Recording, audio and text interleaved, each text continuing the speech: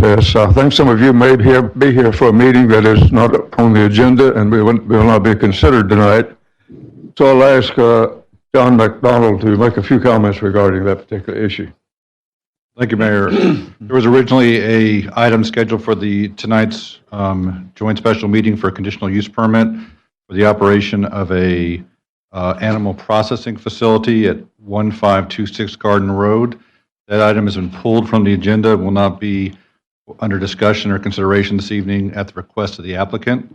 If that item does come back to the city, new posting and letters of notification will go out to everyone that's required. So we will notify the public if that comes back, but otherwise that item is not scheduled for discussion this evening.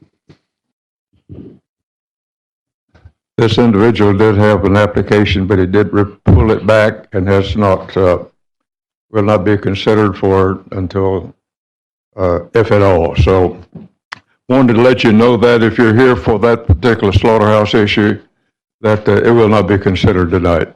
And as a matter of fact, we do not have an application on it in the city's possession. So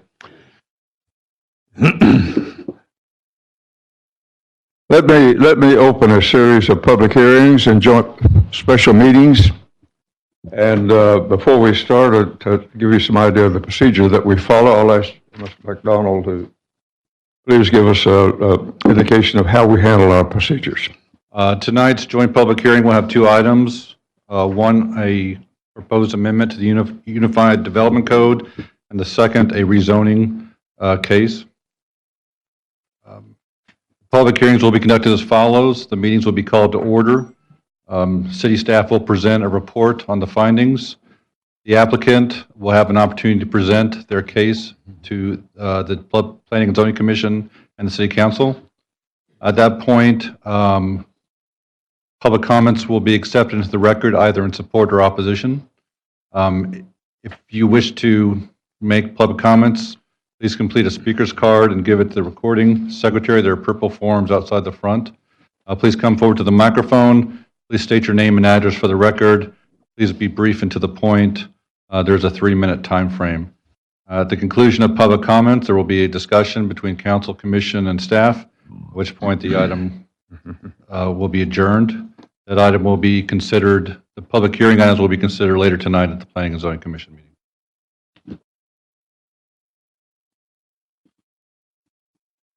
Council meeting in the future where discussion and consideration of tonight's items will take place will be December 10th for the first reading and December 17th for the second reading. I complete your report? Yes, sir. Okay. Let me open a joint public hearing and ask the chairman of the Planning Commission to read into the record the purpose of the hearing tonight. Thank you, Mayor. These are amendments to the Unified Development Code, UDC number T29, a request of the City of Pearland for a proposed amendment to the permit to permit massage establishments only by conditional use permit and allow additional tree credits to provide commercial developers relief from tree mitigation. That information in the record. Let's move to item 2 on our my agenda is the same as yours. So if you have a copy of the agenda for this particular one, it's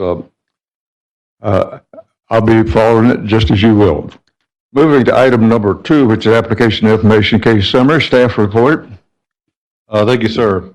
The first item under this case is a proposed amendment to the Unified Development Code to establish massage establishments as a use. Currently, this use is not defined on its own right in our use table.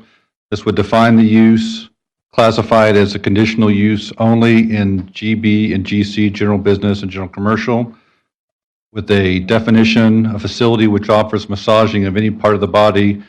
This use does not regulate medical, chiropractic services or those provided by a licensed practitioner such as a sports medicine, and set parking requirements. Specific regulations would include the limit of operational hours from 9 a.m. to 9 p.m. All windows shall remain transparent and free of coverings. That would be the windows on the front or side of the building to the outside. All doors are to remain unlocked with buzzers not permitted. And certification and licensing as required by the state shall be displayed in the lobby or waiting area. I would like to point out that this definition is intentionally vague in an effort to get better clarification from the council and how they want to move forward. Currently, this description, massage establishment, would prohibit massages in, say you go to a nail salon and get your feet massaged as part of that. That would be prohibited without a conditional use permit. You go to Sports Clip or the boardroom to get your hair cut, and a massage can sometimes be added as a feature. That would be prohibited without a conditional use permit. Wellness fairs that businesses and in this case a city provide massage as an opportunity would be prohibited without a conditional use permit as well. So this is just an area that we need to, I think, tighten up that definition moving forward. Secondly, we have changes to the tree mitigation. The idea here was to allow greater opportunity to receive credit. And so the changes proposed would allow an additional 25% credit in landscaping requirements. So currently landscaping trees are separate from mitigation trees. And the idea being that if you have, say, 10 inches of landscaping tree required and you upgrade and you plant more of that, you would get credit from that. You can get up to 25% of your mitigation credit through that. And then preservation credit, saving additional tree sizes would allow you an additional credit. So potentially this could allow you to save up to 50% of your tree mitigation fees or requirement through other tree plantings or tree savings. One of the things we've seen and we're trying to address is that in some of the more heavily treed lots, these fees can really add up and become burdensome. So we're trying to find additional ways to make credits for that. And that is our presentation, sir. I complete your report. I believe item B is the city's application, so we probably will not have an applicant from the audience tonight on this item. Staff wrap up. Any other comments from staff at this point? No, sir. Okay. Let's move to item 3 on the agenda, which is persons wishing to speak for or against the proposed request. Vice Councilmember Perez, if he would conduct that issue.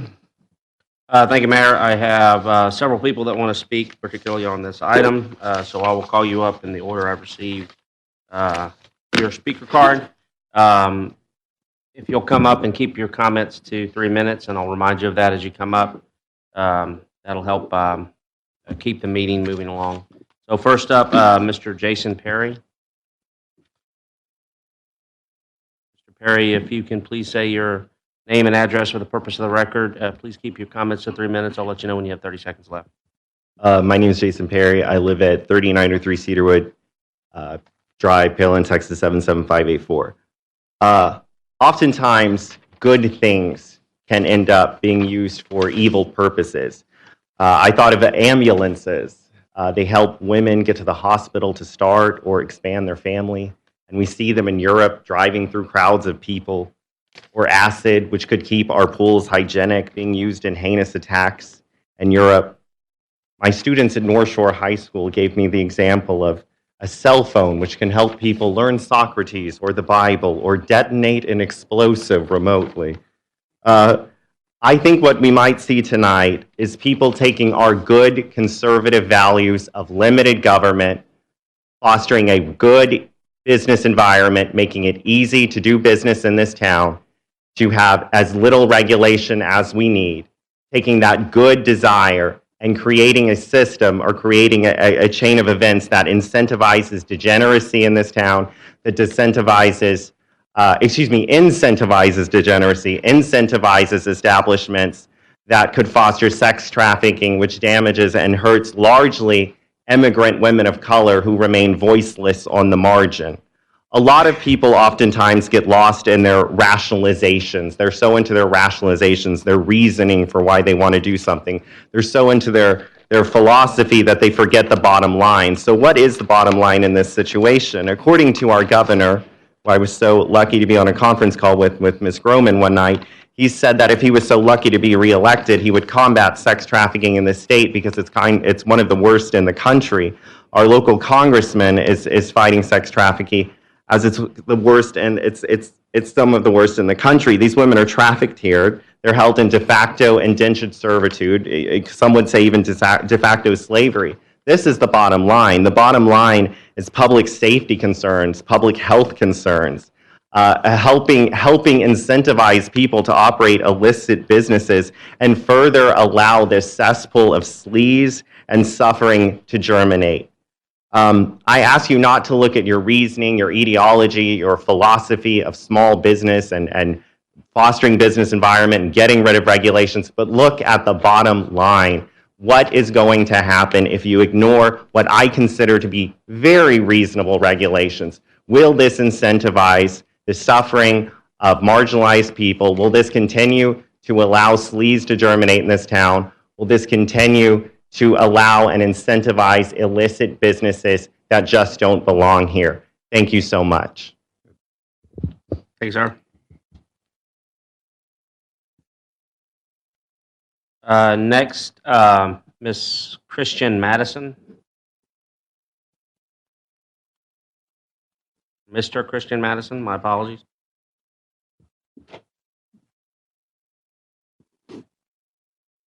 If you could please come to the microphone, state your name and address for the purpose of the record. Keep your comments to 3 minutes, and I'll let you know when you have about 30 seconds left. Yes, sir. Thank you for having me. My name is Christian Madison. My permanent address is 3435 Pearland, Texas. Sheldon Drive, Pearland, Texas, 77584. My name is Christian Madison. I'm 23 years old, and I was born and raised in Pearland, Texas. All my life, I could look across the horizon and see the Houston city limit skyline. It was a place that I wanted to go. It was a place that seemed to hold ideals of a great city.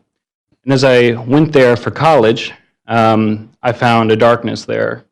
I found something very sad. The human trafficking problem in Houston has become so permeated in the culture that sometimes it seems like it's going to be impossible to fight, to end. And that's just what I've committed myself to doing for the past 2 years. I quit my full-time job out of college to fight trafficking full-time because the problem is so severe. When I got there, I worship and go to church here in Pearland, and I come back often, and to my surprise, I realized that darkness had spread into my hometown, and I realized that I didn't actually have to leave my hometown to go fight this thing. It's back where I was born and live. And so here I am today asking for all of us to take this seriously. This is not just a matter of simple regulations, but that this is something that can prevent what is going on in Houston. And moreover, I represent and would like to speak on behalf of the anti-trafficking organizations in Houston that I've come to work with. The situation is dire in Houston, but it's something that can be tended to right now in Pearland. And they're looking at us, the decisions we make today, because our decisions have an exponential effect on the other surrounding areas who are looking for an answer to this problem, who ask, how can I take this out of my city? How can I take this out of my town? And we actually have a big part of the answer right here. So I ask that you keep that in mind, that the problems in Friendswood and the surrounding areas, in Alvin, even in Cypress, all around Houston, the answer can be found here tonight. Thank you for your time. That's good. Thank you, sir. Next, and I apologize if I do not say this correctly, Miss Letty Lou. There you are. Clear. I'm Letty Lur. I reside at 3115 Spring Ridge Drive, and it was Lur, so your apology is accepted. Thank you, ma'am. I come here today. I'm actually the owner of a small business, which is Elements Massage here in Pearland. And the reason that I come to you today is to approve the CUP. I know as we read today that it might affect things that we already do in the community. I do a lot of great things in the community. I'm a Rice mentor for the community. I'm an ambassador for the Chamber of Commerce. I do a lot of volunteer activity. So I'm really involved in the community. But one thing that I don't say we're a massage parlor. And it's kind of sad, but I always have to say we're a studio, because you know what? I don't like that we get calls asking for services that we don't provide, and that's stuff that y'all don't see. I live it inside my studio every day. When, you know, the safety for our employees. You get people that come in, and we've had creepers that come in 3 days straight in a row, seeing what are we like? Do we give those kind of services? So it's, you know, I'm coming, it might affect us, but I'm okay. I'm willing to do whatever we have to keep these people out of our city. I even want to work to how do we get the people that are here with these businesses out of our city? We keep it safe for our kids, for our environment, for our community. I work really, really hard for our business, for the community. I do a lot of great things. And, you know, I know this has been a topic that's been going on for a long time, but I'm really asking for y'all's support to really dig in through it. Don't let us be the Houston. Don't let us continue to grow these places in our community. We need to change. We need to be different. We need to make that first change in our city that everyone says, wow, they were able to do this. A lot of people are not able to do this. You know, we just put it under the sheet and put it on the sheet and just keep moving. So that's what I'm here today to say, hear from me that I have a legit business. I don't want to be considered, and I don't want to be associated with these other kind of businesses. And you know what? If I have to make change in my business today, I'm willing to do it to not allow these people to come into our community. Thank you for your time. Thank you, ma'am. Next, Joe Madison.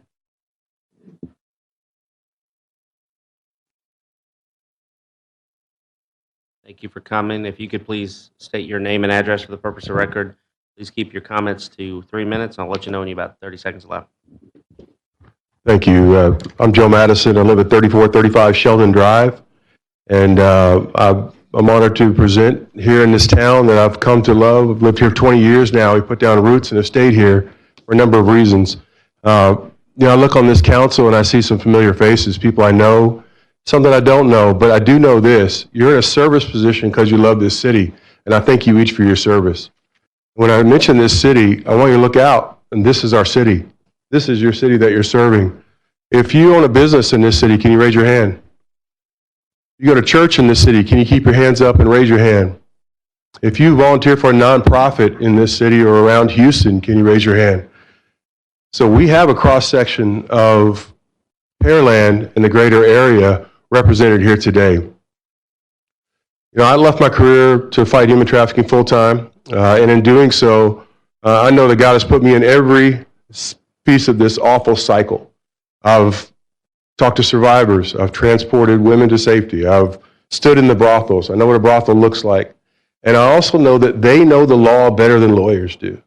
They know it because they realize what they can get away with, how much time they have to replace a fake permit, how they can fire somebody that if the place was raided and they had a sex act that was going on, they could just say they're a contractor. There are a number of loopholes. One of the ways that we can stop this is proactively allowing changes to our Universal Development Code and then our Conditional Use Permit. So that might seem like a strange place to start, but let's think about what this is. We see time and time again, we were at a meeting with the Harris County District Attorney's Office. Their chief DA said, I wish we could go back in time and change the way we permit our massage parlors in the city. That's his exact words. And at the end of the table was a representative from Senator Joan Huffman's office nodding his head, knowing that this lands at the state's feet when we're talking about the county. We have the power to do something here right now today to start this and lead in Pearland and in Brazoria County.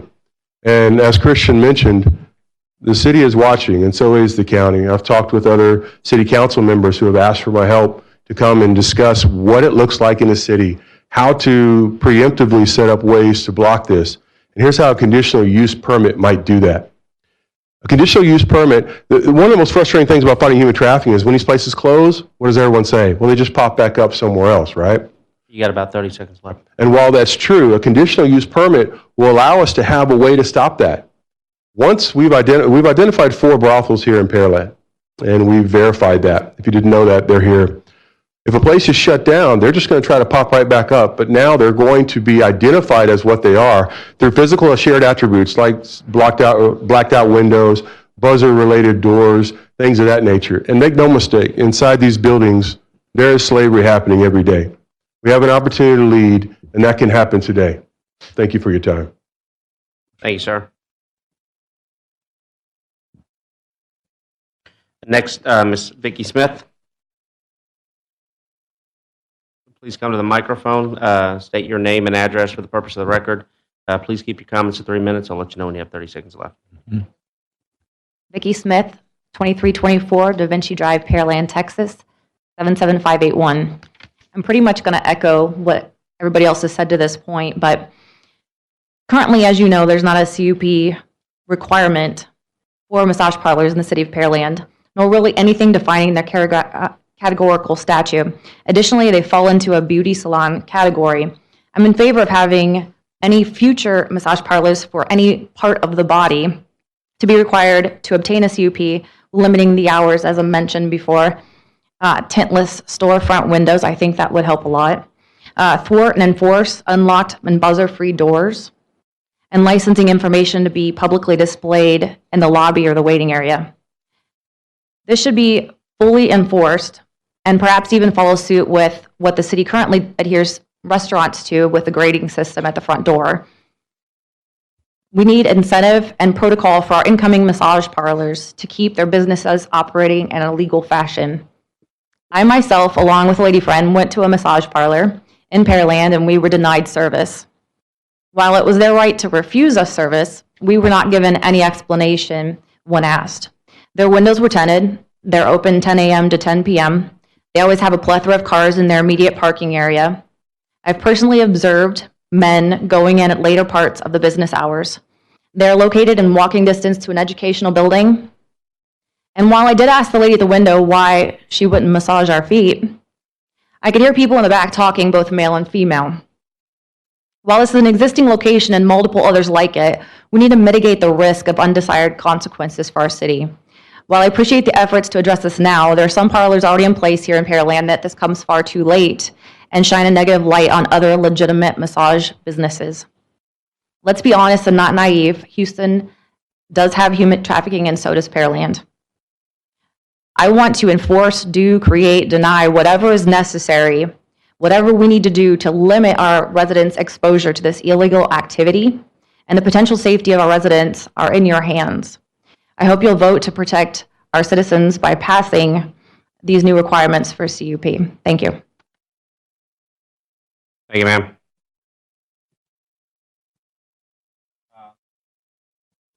Last, with respect to the cards that I received, Carrie Taylor.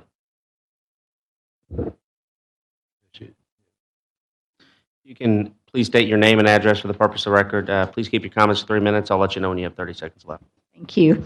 My name's Carrie Taylor. I'm the Executive Director of Unbound Houston, which is an anti-human trafficking organization. Our office is at 1635 East Broadway here in Pearland. And I just want to say to you that I'm very grateful for the opportunity to have this issue addressed. I believe that Pearland especially has always been very proactive in doing things that help us create a community that we want to raise our kids in, we want to keep people safe in, and to be a model for the rest of the state. And I believe this is just another opportunity to do that. No, we don't look like Houston. Maybe human trafficking is not happening here like it is in the city, but we do know that it is happening undercover in many ways that are very hard to detect. I had a conversation with Sheriff Wagner quite a while ago when we first started working on this problem and thinking about ways to fight it in a practical, pragmatic way here. And he said, well, Carrie, if you drive through Pearland or Brazoria County, you will see we don't have all these strip clubs. We don't have these kind of things here in Brazoria County. So that's one, win column kind of mark. And I said, you're right. Why is that? I don't know why wouldn't I leave Harris County and then I come into Brazoria County, I don't see that kind of business. He said, well, we have ordinances against that. We have ways that we can enforce that kind of a business being limited. And I think this is just an extension of that. It gives local people our authorities that we elect and that are accountable to the citizens ways to monitor this kind of a business. Not every massage business is a bad thing. We know that. We know that. We only want to put in place some of the conditions that will make it a hostile environment for illicit businesses to operate here. If we can do that in a really simple and pragmatic way, like these special use permits and codes like that can be enforced locally, I think it will be a proactive model that certainly the rest of Brazoria County can look at and say, wow, look what they did. And if you're the first, you know what? I'm not going to be upset if everything doesn't work perfectly. You can amend it. If it's your first pancake that needs to be changed later, all the more for you having the courage to do something that's really awesome for the community. The only thing that I would add to what you're trying to implement right now, and for future reference, is I think it's important that we make it so that people cannot sleep in that business as well, because we know that when trafficking is occurring, many people are often they never leave that building. They're sleeping on a mattress in the back. So that might be one other thing you want to think about making part of that code. But thank you so much. I really appreciate the time to speak, and I appreciate very much what you're doing here tonight.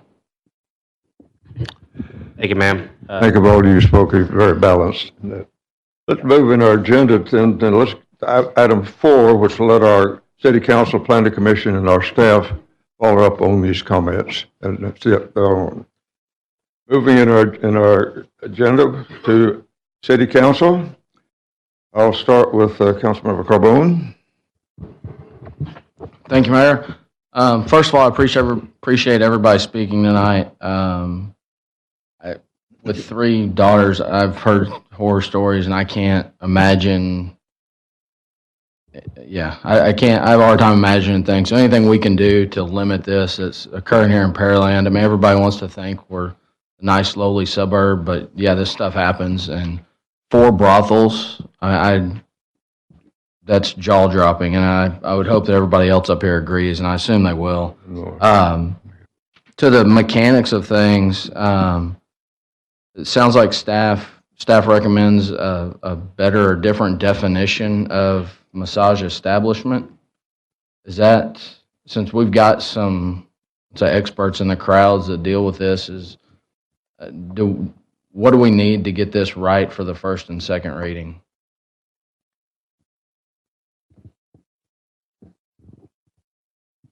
In part, I would say we need your input. I think staff was concerned about drafting an ordinance that was too broad, or not knowing if you, as city council, are preferring to use the CUP to address this, or if you were looking to use some sort of licensing regimen, or if you even suggest that this is an issue, or if you wanted to wait and hear from the police department or somebody else like that. So we wanted to hear your input first. We know that this definition isn't the final definition, but we had a great additional suggestion today regarding sleeping. If you would rather us to work with the 2 committees or 2 groups that have come and spoken at all the P&Z meetings about this to come up with different ideas, we can do that to kind of expand that definition or to put in additional conditions. But more than anything, we want your guidance. Yeah, without getting to the legalese, I don't want to trigger a nail salon or a barber shop to fall under a CUP, but everything else that makes sense, I certainly think that makes sense. And in regards to sleeping, I mean, how does that work? So can somebody legally sleep in a GB or GC zoned?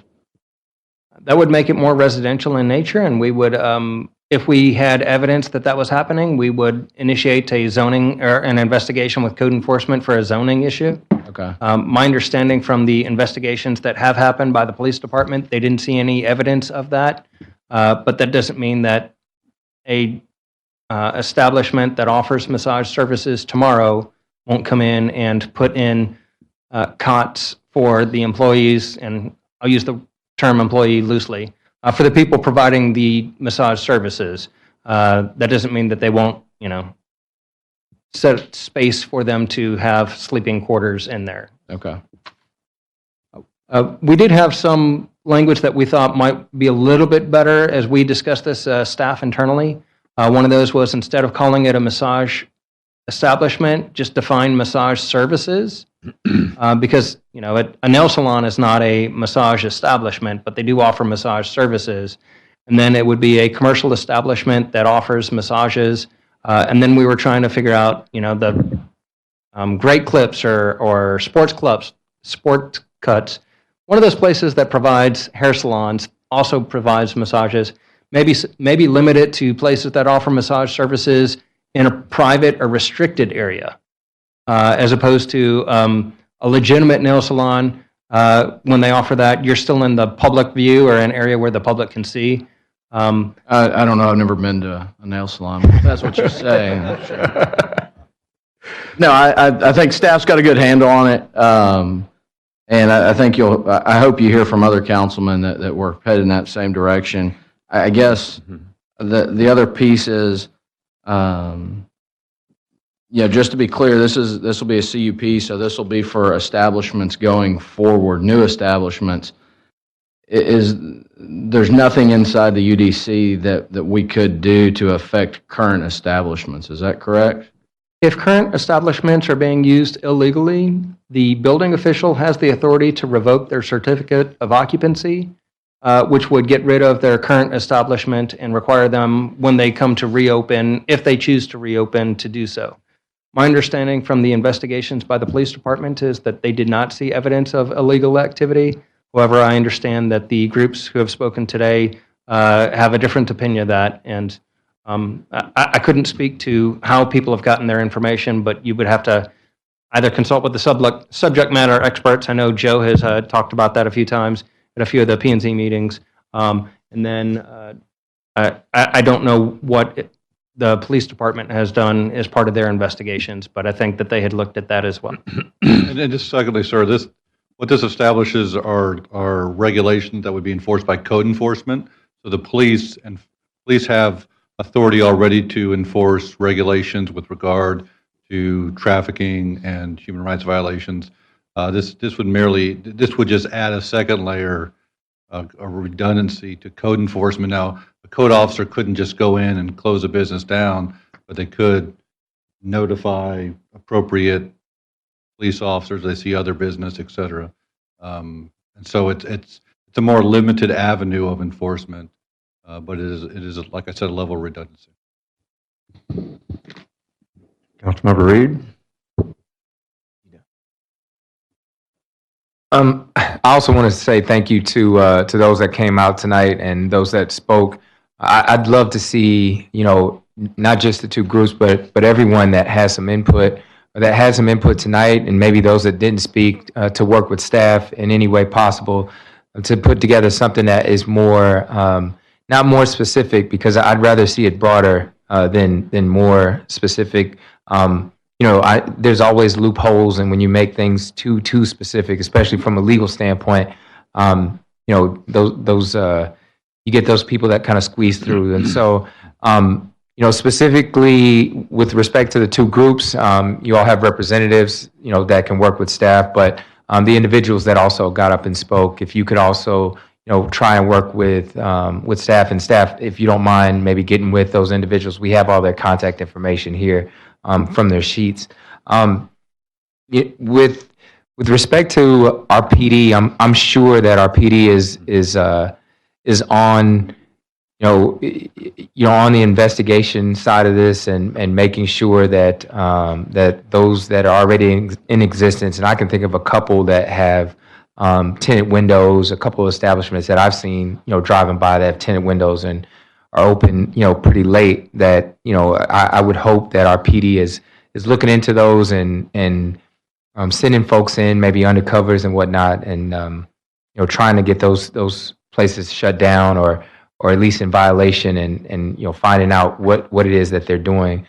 There's a lot of SOBs in Houston. And obviously they don't just stay in Houston, like was said, it's also out here in Pearland, Sugarland, Woodlands. And so, having been on that side of law enforcement at the DA's office, we consistently prosecuted those. And so, we limit gas stations. I don't see any problems. We don't limit gas stations. I'm sorry. Gas stations have to come to us to get a CUP in order to be established in the city right now. And so I don't see any problem with this or with us putting or making it to where a massage establishment would also have to come before council. That's all I have. Councilmember Perez? Thank you, Mayor. First, I want to commend everybody who's reached out to me to talk to me about this. I also want to commend our P&Z commissioners who've advocated for this through this process. I know it's been a process that's required a little bit of patience, which is the effect of the pace of government, but it's taken a lot of work to get it to this point. A couple of things with respect to enforcement of the laws that are being violated. So the PD side of the enforcement, I did speak, have a long conversation with our chief of police. Obviously, they're not everywhere at once, but they feel as if while this may exist here, it may not be as severe as it is in other places. But any amount of this needs to be prevented. I believe wholly in that. One of the things we discussed in the budget session this last year is fortifying our police budget so that they can be better prepared to combat this, particularly with a special division that deals with this and takes more priority or higher priority in dealing with these matters particularly. Because there are two layers, as our deputy city attorney had mentioned. This one will have limits. Can only deal with the proposed businesses. Listening to y'all speak, I'm confident that will have an impact to how these businesses are able to establish from here on in, but it will not be able to help us prevent what may be already here. Letting to your business would not be affected by this. Your business is existing. So then it becomes a balance. I have a few questions, I guess, that I need to feel confident in because as far as the language we put in here, first I'll just say we need to have this use specifically identified, and I think it's appropriate to have it in a conditional use.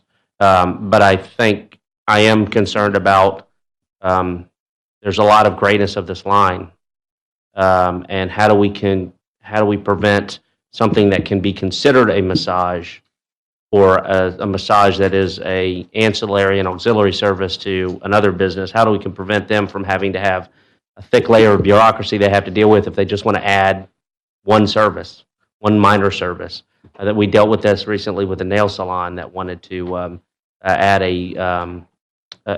exactly, yeah, and I think they were very cooperative and understand, but it was that kind of issue that we had. They wanted to add what they thought was miscellaneous service to what they generally do, and it became a larger issue for them.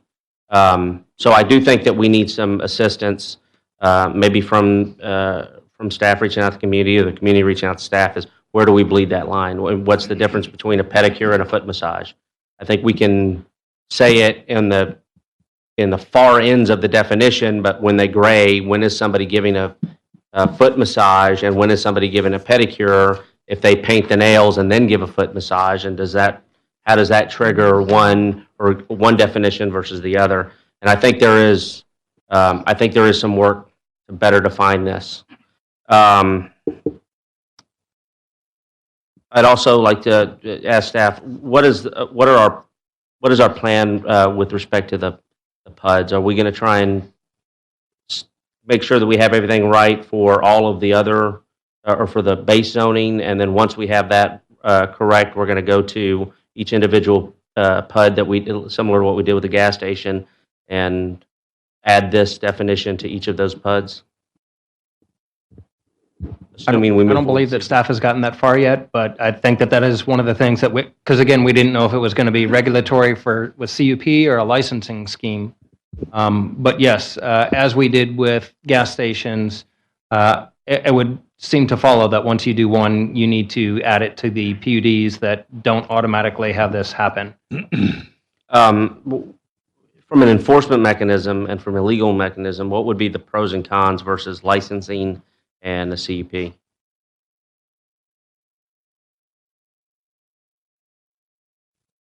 Licensing would affect the people who are there now, because everybody would have to get in and get a license and come into compliance. I'm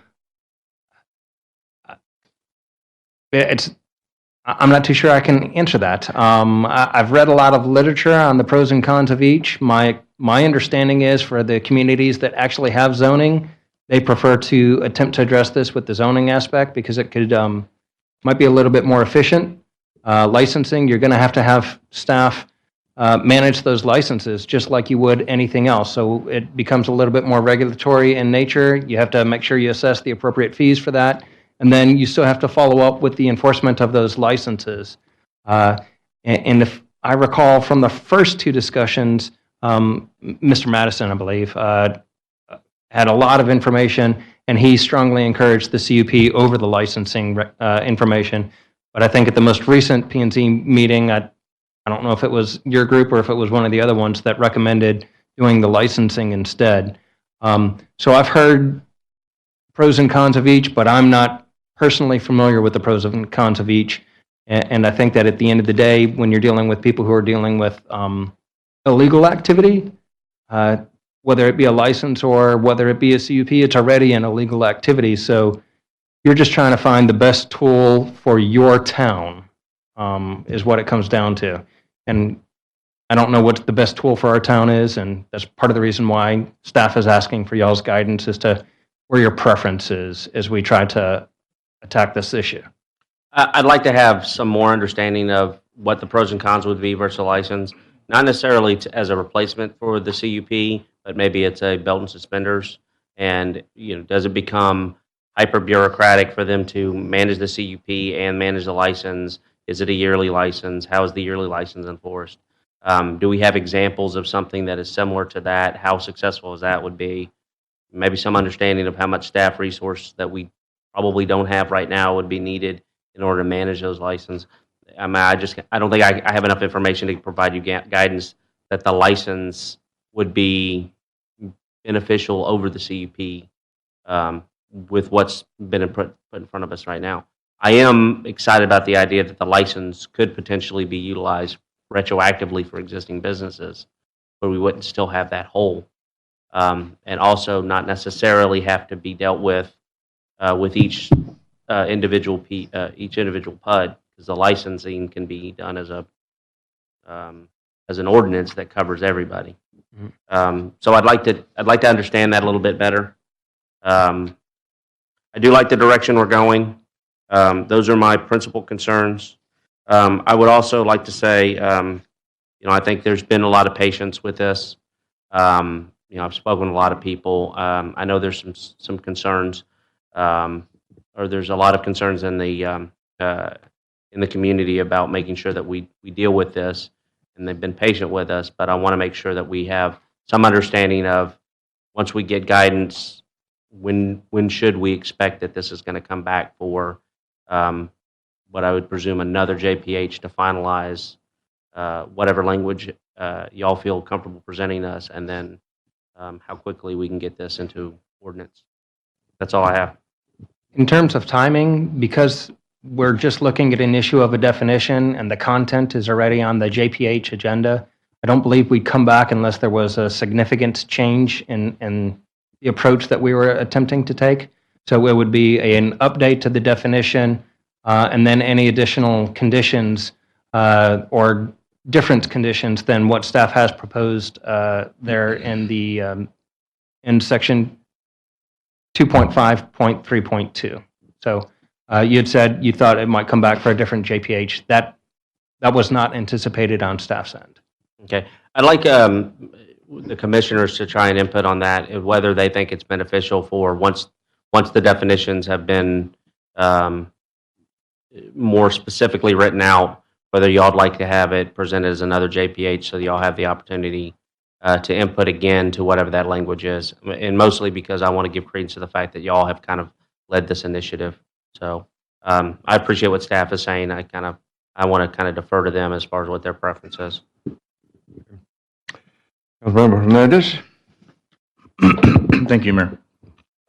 So, immediately, whenever I was looking at this, I just from the hours alone had a couple questions, and so I called Mr. Madison, actually Mr. Joe Madison, and talked to him and said I got a couple questions, and I want to make sure that this is something that addresses the issue, but also is, I think, fair to the business community. And one of the things that was said tonight, which I think is kind of important, and I would like to get more information on, is I believe someone mentioned that there are shared characteristics of these types of operations. And Mr. Madison and I spoke a little bit about what some of those characteristics are that are a little bit more specific than what's contained in the language that we have currently. Pardon me for my voice tonight, but it's immediately whenever I saw the 9 to 9 hours restriction, I went online and I started researching massage businesses here in Pearland, and just 30 seconds into it, I found that Massage Envy, for instance, in Pearland is open 8 to 10, which already falls outside of the hours of 9 to 9. So, I want to make sure we're not overly restrictive to the point. I don't know, where that line is drawn, if that falls into some of these shared characteristics or not. And then I thought about even the place that where I go to a kind of a smaller establishment here often. Not often, but whenever, I'm feeling just terrible, I go to a place, it's the Integrated Wellness Center here in Pearland, and it's kind of a one-man show, if you will. He takes appointments, you go in, and he'll unlock the door for you, you go inside, you're the only person there for that appointment, so he locks the door, so you're in there, and the door is locked basically the entire time that you're in there for your massage as well. So, and then I started calling people that I knew, not to say that I think that this is an issue mainly for women, but the women with whom I spoke said that it was something of concern to them to think that if they're in a massage establishment and they're changing before their massage, that they like to know that there's a lock on the door so that somebody doesn't just walk in the middle of them, getting ready for their massage. So, putting these types of restrictions to say all doors, would be unlocked, sometimes maybe going a little farther than what's necessary. And I think the conversation that I had led me to believe that maybe in a lot of these places there are separated areas where these types of massages are happening, and so there are restricted access to certain areas. And I'll say I worked in Thailand, in northern Thailand, for a while with a group in north of Chiang Mai where we actually fought human trafficking and rescued kids from mainly the Hmong tribes. And there were a lot of these types of establishments throughout the region, not just in Thailand, but I think all over Asia.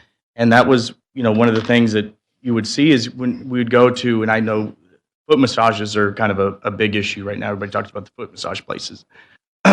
Every foot massage I've ever gotten in Thailand or Taiwan, or a legitimate foot massage place here in Los Angeles, I've gone a couple times. It's always been out in the open. And I know that's one of the things that Lawrence said, as well as kind of differentiating between that type of massage that is done, in public view versus something that's done behind a closed door. So I think there may be some, some legitimate concerns about some of these types of restrictive languages that could actually affect a legitimate business. And so I want to explore more about what those things are that could have an effect on legitimate business if they are or are not part of these shared characteristics of an illegal operation. I think that's important to kind of differentiate those to make sure that if we're putting language, into the books, that it's actually being utilized to actually to restrict something illegal from happening. I think that's important to take into consideration. Let's see. Those are some of the big ones that I had. I did have a question, though, on the licensing aspect. If we were to approach it from a licensing aspect, I was thinking about currently, I own a chain of cafes. One of the things we have to do is we have to have all of our staff goes through health licensing of one type or another. Either our managers have to get food manager certifications, or the rest of the staff has to have a food handler's license.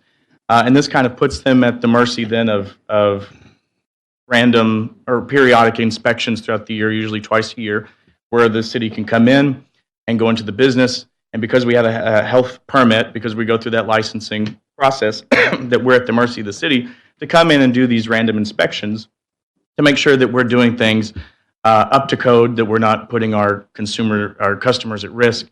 Is that something that if we were to look at it from a licensing perspective, that we could have something similar to that type of setup with inspections and things that would occur? That is one of the possibilities, and there are some municipalities who have taken that approach. One of the reasons why they do that is sometimes when law enforcement or whoever it is that's going to do the inspection has shown up at the door, they've been denied entry. So to address that, they wanted to make sure that you had a license, and a condition of the license was to not refuse entry. My understanding from our police department, and again, I don't want to speak for the PD, is that whenever they have gone to any place that offers massages, they have never been denied entry. That may be one of the reasons why they didn't think that a license was an appropriate approach for this one or for our community, but I don't want to say that that's not a tool that you don't want to consider as you try to address the issue. It's just finding the right tool for our community for the enforcement of these activities. And if we were to do something like that, I don't know offhand what the overall cost is. We already have that type of infrastructure in place to start addressing this excuse me, these types of inspections. If we were to add additional inspections to the infrastructure that we do have in place, what type of cost is there versus the revenue that we're getting from licensing? Does that typically offset it enough, you think, to... Well, council has to be very careful when they establish the license fees and permits at the end of every budget year. There's, I don't know if that would be on the development or the non-development chart, but at the end of the day, if the fee costs more than the administrative amount of time for that fee, it's typically considered a tax, and then that tax could be considered unconstitutional. So if you go the licensing route, you want to make sure that you don't recover anything other than the actual cost of your resources for the amount of that license. And then, of course, anything that you go under that amount would be, at the end of the day, a burden on the taxpayers. Okay. So, you know, they're picking up that extra cost. So I don't know the amount of staff time it takes to regulate license and do inspections. I know that the most similar thing that we would have to that type of product would be from the code enforcement standpoint, especially in regards to health permits for restaurants and those types of businesses. And I know that council a few years ago had to make some adjustments to the budget and personnel to make sure that we did those annual inspections. And well, now we have a different program in place, and we're trying to be more aggressive in those regards. So, but yes, there was a cost to that, and you needed to add additional staff members to the code enforcement staff in order to accomplish that. Okay. Well, I guess the good part is that I guess so never, well, maybe never is not the right word, but I doubt there will ever be as many massage establishments as there are restaurants. So that's one thing. Maybe it would be a little bit easier. Yeah, so I would just like to explore some of these things a little bit more. So I really appreciate everybody who came to give their input, and if you would obviously be open to working with us to help hammer some of these things down. I think that that might be one way that maybe we can approach it and come up with some more reasonable kind of things. And I think the business owners who are here as well can kind of speak to what those reasonable items are, how it might affect their business. Obviously, you know, each massage establishment, I'm sure, is different from one another, just as every restaurant is different from one another and so forth. So, yeah, thanks a lot for being here tonight. This is obviously a very important issue, so I'm looking forward to addressing it. Thank you. Councilman Little. Thank you, Mayor. I'd like to thank everyone who came out here tonight also. Some of you are obviously very passionate about this. I think it's an extremely important issue for Pearland. One thing about being fourth down here, my fellow council members have stolen most of my talking points already. I'm kind of leaning toward the licensing side of it too, as Councilman Adrian was just speaking about. We've got to be careful about how we go about that. But is there a way that we could craft this license to where we just talked about allowing or not allowing the people to enter the establishment for random checks? Is there a way that a police officer could accompany the person that's doing the inspection and maybe not force their way in, but maybe show a little bit more authority to gain access to these things? I know you can't force your way in without a warrant, but is that something that we could talk about? Typically, state courts have ruled that if there is one person who can legally be there, they can invite another person to be there. So if code enforcement has the authority to go in, they can invite a police officer to be there as well. That doesn't mean that you're not going to suffer a challenge. That doesn't mean that somebody's not going to consider it to be an unconstitutional search. But as a general premise of law, that's where the courts have ruled on the Fourth Amendment for that. So if code enforcement can go, they just need a coordinated time with PD or fire or whoever it might be.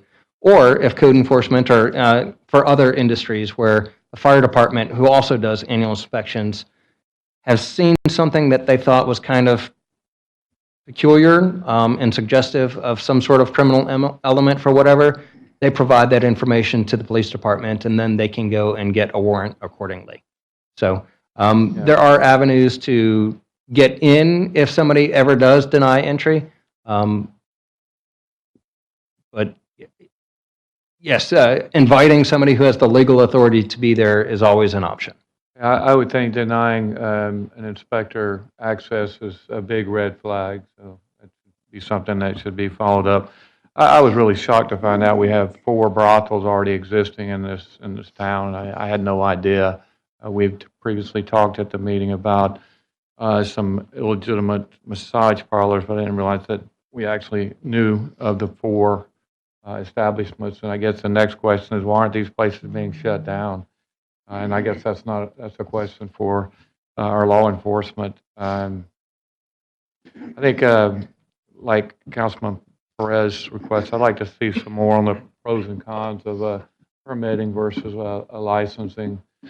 And I think we've got to be careful not to paint too broad of a brush to hurt those legitimate businesses that are actually providing massages. My wife and I both go to a couple of different places here in Pearland to get massages, and so there are some good places here that are providing a good service, a legal service. I won't bore you with reiterating the rest of my points that have already been talked about, but I'll support whatever we have to do to keep these places out of Pearland and close them down. Thank you. Councilmember Moore. Thank you, Mayor.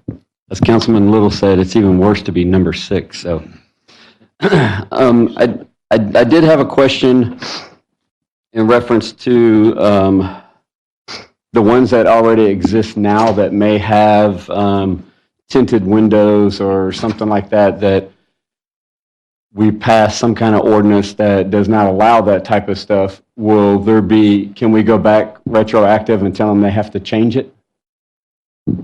If it's a conditional use permit, no, sir, we wouldn't have that authority to do that. If it's a new business coming in, we can prevent them from putting the tint on the windows as a condition of their permit. But if it's a currently existing place that offers massage services and they already have a tinted window, the CUP process would not apply to them, and that would not require them to remove that window covering. Is there any other tool that we have that? There may be other tools inside the code enforcement or the zoning processes that we can go through. Typically, from a code enforcement or zoning perspective, though, when we look at buildings, we look at the envelope of the building, and once you get past that front window, as long as it's compliant, as long as it has the glass material, it's compliant, and the certificate of occupancy will be issued as long as everything's done in accordance with law. So if you only attempt to put restrictions on massage places, then of course, they're going to suggest, hey, wait, this person right next to me has tint.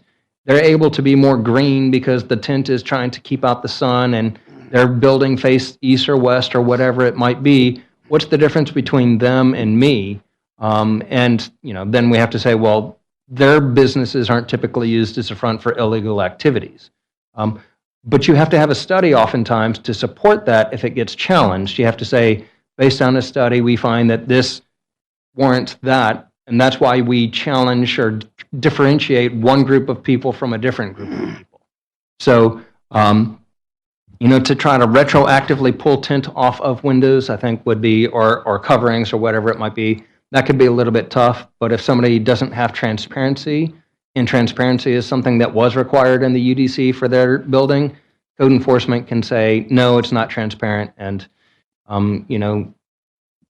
then I think it gets into that, what's the difference between having transparency and putting a bookshelf 3 feet away from the window, but having it be an aisle, right? You can still see through the window, you just happen to be looking at the back of a bookshelf. And is that because they have so much product, because it's a retail establishment? Or is that because they're trying to obstruct view and get away with something illegal? Normally the folks, at least my understanding is, if they're trying to obstruct the view, those are also the folks who are not letting anybody in to do the inspections, and we have not had that instance. But, there may be some folks who have a buzzer or a one-stop shop, as Councilmember Hernandez described it, is a solo operation. That person's going to lock the door, but they're going to lock the door because while they're giving a massage, they don't want people to come in and steal everything up the front counter. But how do you balance that independent business there with one-stop shops with a small operation? Because they're going to have to instead have an employee there to monitor those things. And where does the balance come in there? And that's something that staff has said, we want council to decide where that balance is. We don't want to be the one who's over-regulating, but we also don't want to be under-regulating and allowing this to happen. So it's for you to decide where the appropriate amount of regulation would be. Okay. Yeah, I think that's going to be a difficult one. The other thing that we talked about, I think Councilmember Carbone mentioned this about the GCGB zonings not allowing sleeping type quarters. I just want to be careful when we line that out, because there are some storage places where they have staff that either have an apartment there, or they live there at the storage place. So I just want to bring caution when we do this. If we're going to do that, we need to specify it specifically to the massage establishments, not just broadly across GBGC. And then I think Councilman Hernandez kind of touched on my other thing here with some of the nail salons. I do know that there are a couple of nail salons here in Pearland that do have a one room for massage for body, back. So I don't know how we address that. But everything else is out in the open. But if you're going to get, a massage like that, you're not going to sit out in the open to do that. So I just some concerns on those issues moving forward. But I will say I was not in favor of making this a conditional use until Mr. Madison spoke, where you had addressed that some other cities or counties said they wished that they had this tool long time ago so that they could do this. I always wondered, did it make a difference? Because if you're doing criminal activity, it doesn't matter. You can get a front man to come stand up here in front of us and, look all professional and everything, and, we grant it and you go on your way, but you have somebody else that's actually running the business for you that's not such an upstanding citizen. I'd be more in favor of the CUP on this after hearing what you had to say on that. I always thought that the way we should address this is more police enforcement, stings, undercover, et cetera, because that's where you really catch them at. But I guess making it everything that you can do to make it more difficult for them just impedes it that much more. So thank you for bringing that up. You guys on 5 and 6 think it's, just wait till you get down to 7. Everything in the world's been talked about. But you know, I don't have any problems with this at all, especially the 4 things on there. You know, go back in a little bit of time when HEB was over there and we were looking at the covering on the drive-through window for their medical stuff. There was a concern about that because of being with medicine. And so they had to leave it open, but put a covering on the outside. And I thought, you know, most of our businesses, that just for the safety purpose of it, is that, and the fire marshal side about it, that they should stay unlocked. I don't know. Did that change? You know, I just thought that was part of it. But I think on these, I think, you know, the thing that we really need to look at is stopping this in the tracks the way it is. Legitimate businesses stay inside, you know, and hopefully flourish. The others will go away. And I think it would be good for the staff to work with people that have these businesses now and look for other ways that we can add to it. And Ms. Taylor, I think the people would really enjoy seeing your presentation about sex trafficking. We did that one night not too long ago, and it opened the eyes of a lot of people of what is happening in the state of Texas and the amount of it that's going on. And anything that we can do to stop that, you know, it needs to be stopped in the tracks. And I think, you know, on this, if we come in and do this, you know, I don't think nobody should be really grandfathered in to stay in business. If we do, you know, then maybe we should, you know, on the police cars, we got the license recognition. Maybe we should go by those places and take a pop shot at the license of the vehicles in front of them, see how often they come there. You know, and so there's something that we could do from that standpoint. But you know, I think anything that we can do to add to it, but I would say that what we need to do, the businesses that do operate here and, you know, are professional people, I think they should be working with staff to come up with something a little bit stronger in this. The 4 things that we got on here, I don't think it's anything that would harm any business, to be quite honestly, on here with the buzzers and what have you. I know a couple of places that you go in and there's a buzzer, but it's in an area where they have that buzzer on their front door, and it's a place to get a haircut.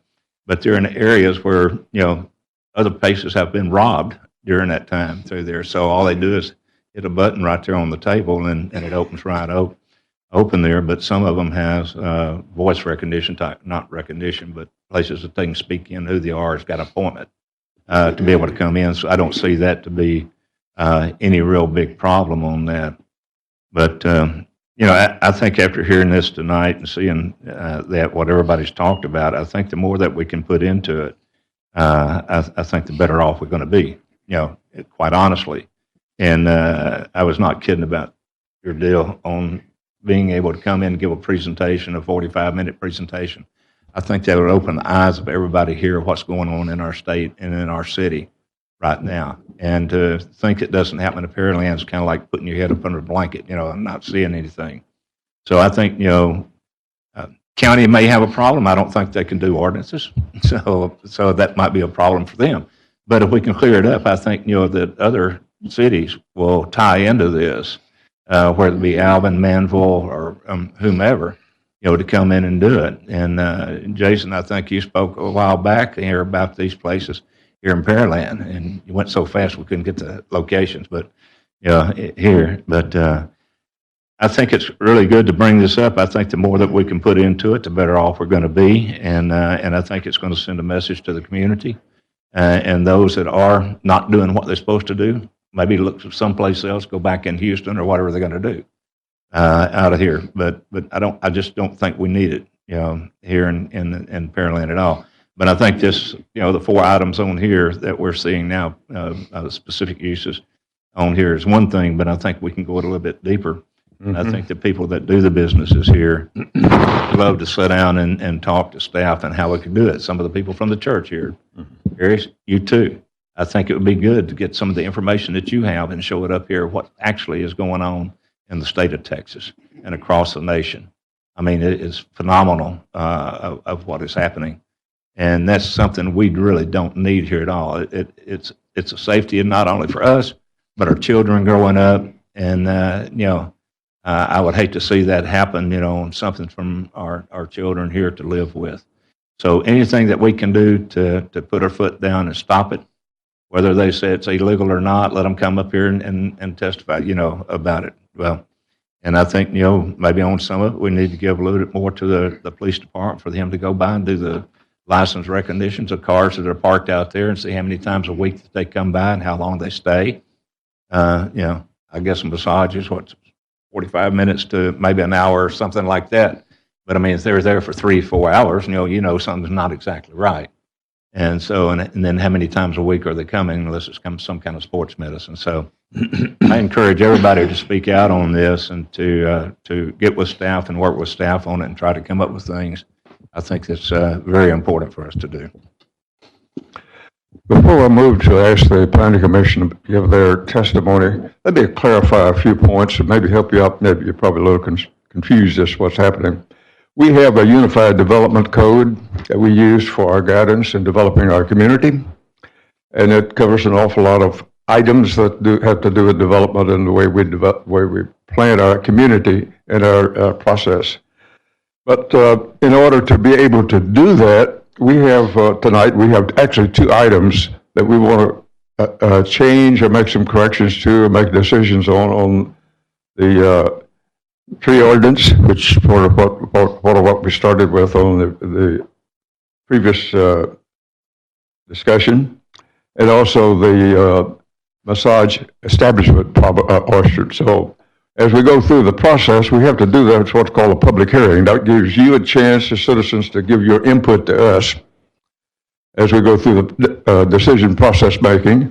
And then the city council goes through the same process that we're going through tonight to come up with what is the right decision for Pearland. It may not be the right for other communities, but this is right for us. So we have both your inputs and the concerns, and then we do the same thing from our perspective. And obviously there will be no decision made tonight. It's to receive testimony to encourage us to make our decision process more visible and more accurate as we go through the decision-making corrections or additions that we need to make to our Unified Development Code. So when we get through this, I'm going to ask John McDonald to also raise the question about the tree ordinance. We haven't talked about that one yet. And it was both of the 2 items tonight, tree ordinance and the massage ordinance. So with that information to help clarify what we're trying to accomplish here, it will, when we make the changes, must be actually made by a full council meeting, a formal council meeting in which we issue an ordinance or a resolution. So we're not quite to that stage yet. So you're helping us out making a decision that we need to make.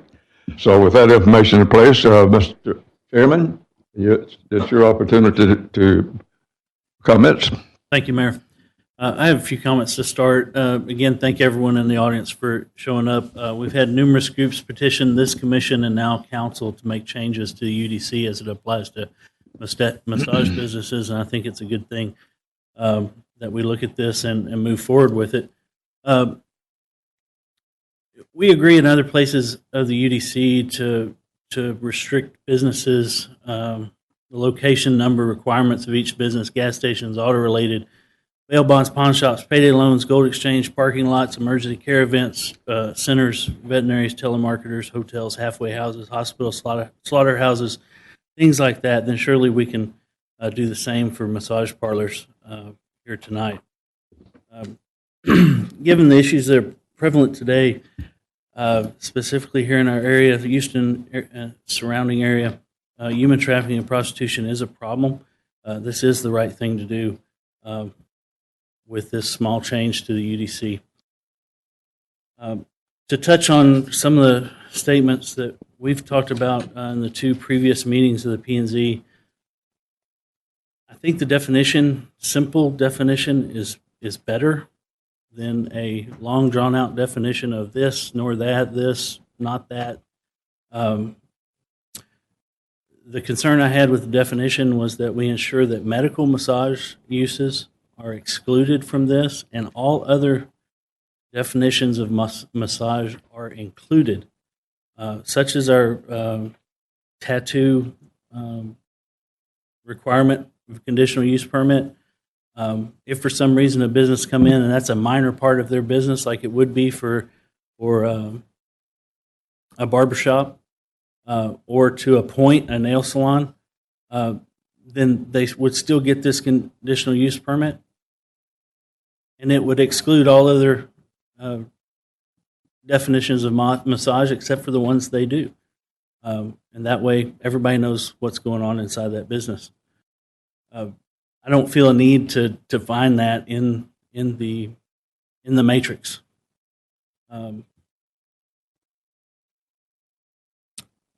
We touched on another interesting point. For any of the planned developments, we'd have to go back and revise those.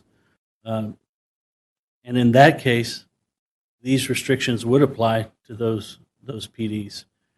So when another business come in there, that they would have to abide by the same rules. The 4 items I think are simple. If we want to argue about the times, there's where we get input from legitimate massage places that come in here and say, "Hey, I'm okay with that. That's acceptable."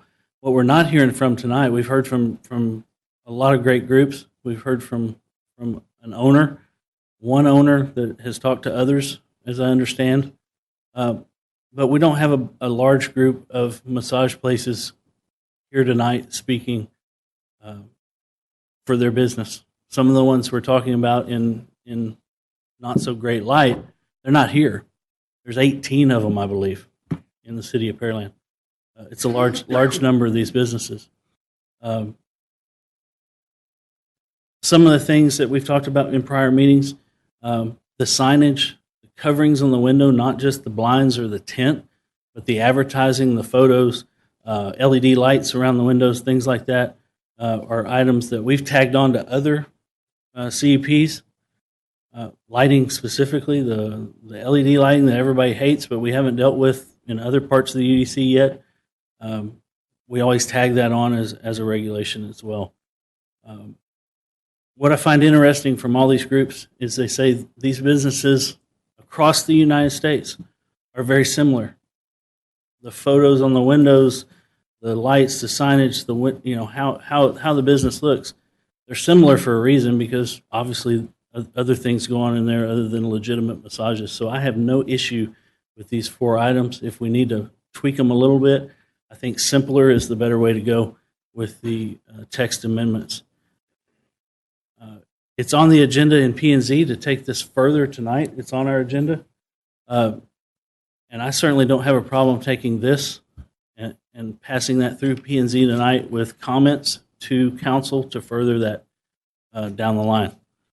We've looked at and talked about this, like I say, in 2 other planning and zoning discussions, open discussions.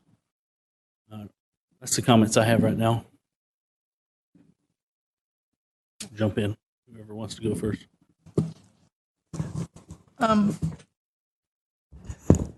I think it's interesting about the police going to I think I understood you to say that they were not refused service.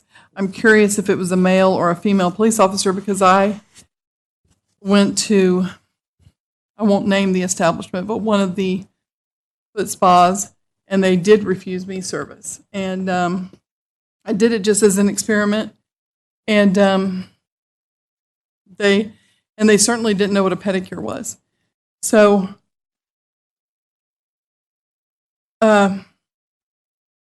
it was not, I would not say it was a legitimate establishment in any way. I wouldn't have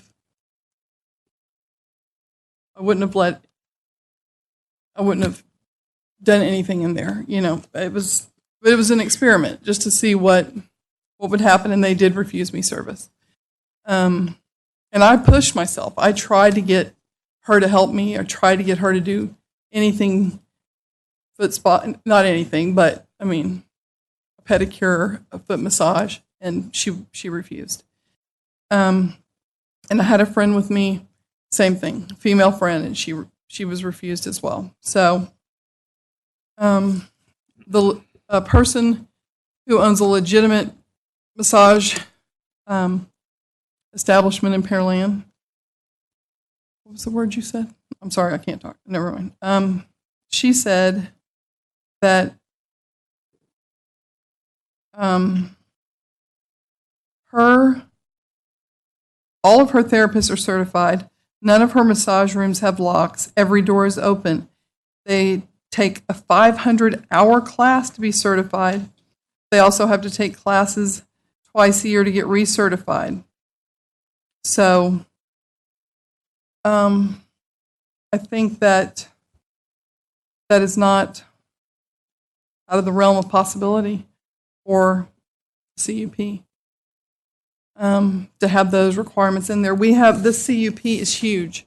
There's things in here, details in here about signs, about facades. I mean, tons and pages and pages of details. This is something that affects the that affects our city in a huge way. I think that we need to really pay attention to how we do this. The employees need to be licensed. They need to be licensed. I mean, and however that works. So you can look it up online and see these places. If you don't, I'm not going to say that there's a website, a couple of websites where you can look, type in Pearland, and it will tell you where they are, and it will tell you what the people there do. It'll tell you the reviews on the people that work there. These are not real places. There you go, Mr. Madison has one for you. These are not real places. They're just not. The pictures of the worker or the employees on Facebook are not, they don't look like, someone you would go to. And as far as sleeping there at night, I mean, you wouldn't sleep at Subway. You wouldn't sleep at the Hallmark store. I can't imagine why you need to sleep there unless you're a prisoner or you don't have anywhere else to go. And I don't think they need to sleep there. It doesn't make sense to me. Of course, this is something that's it's been important to me, so I do feel passionate about it, and I have 2 daughters, and it's a big deal to me, and that's all I have to say. Thank you.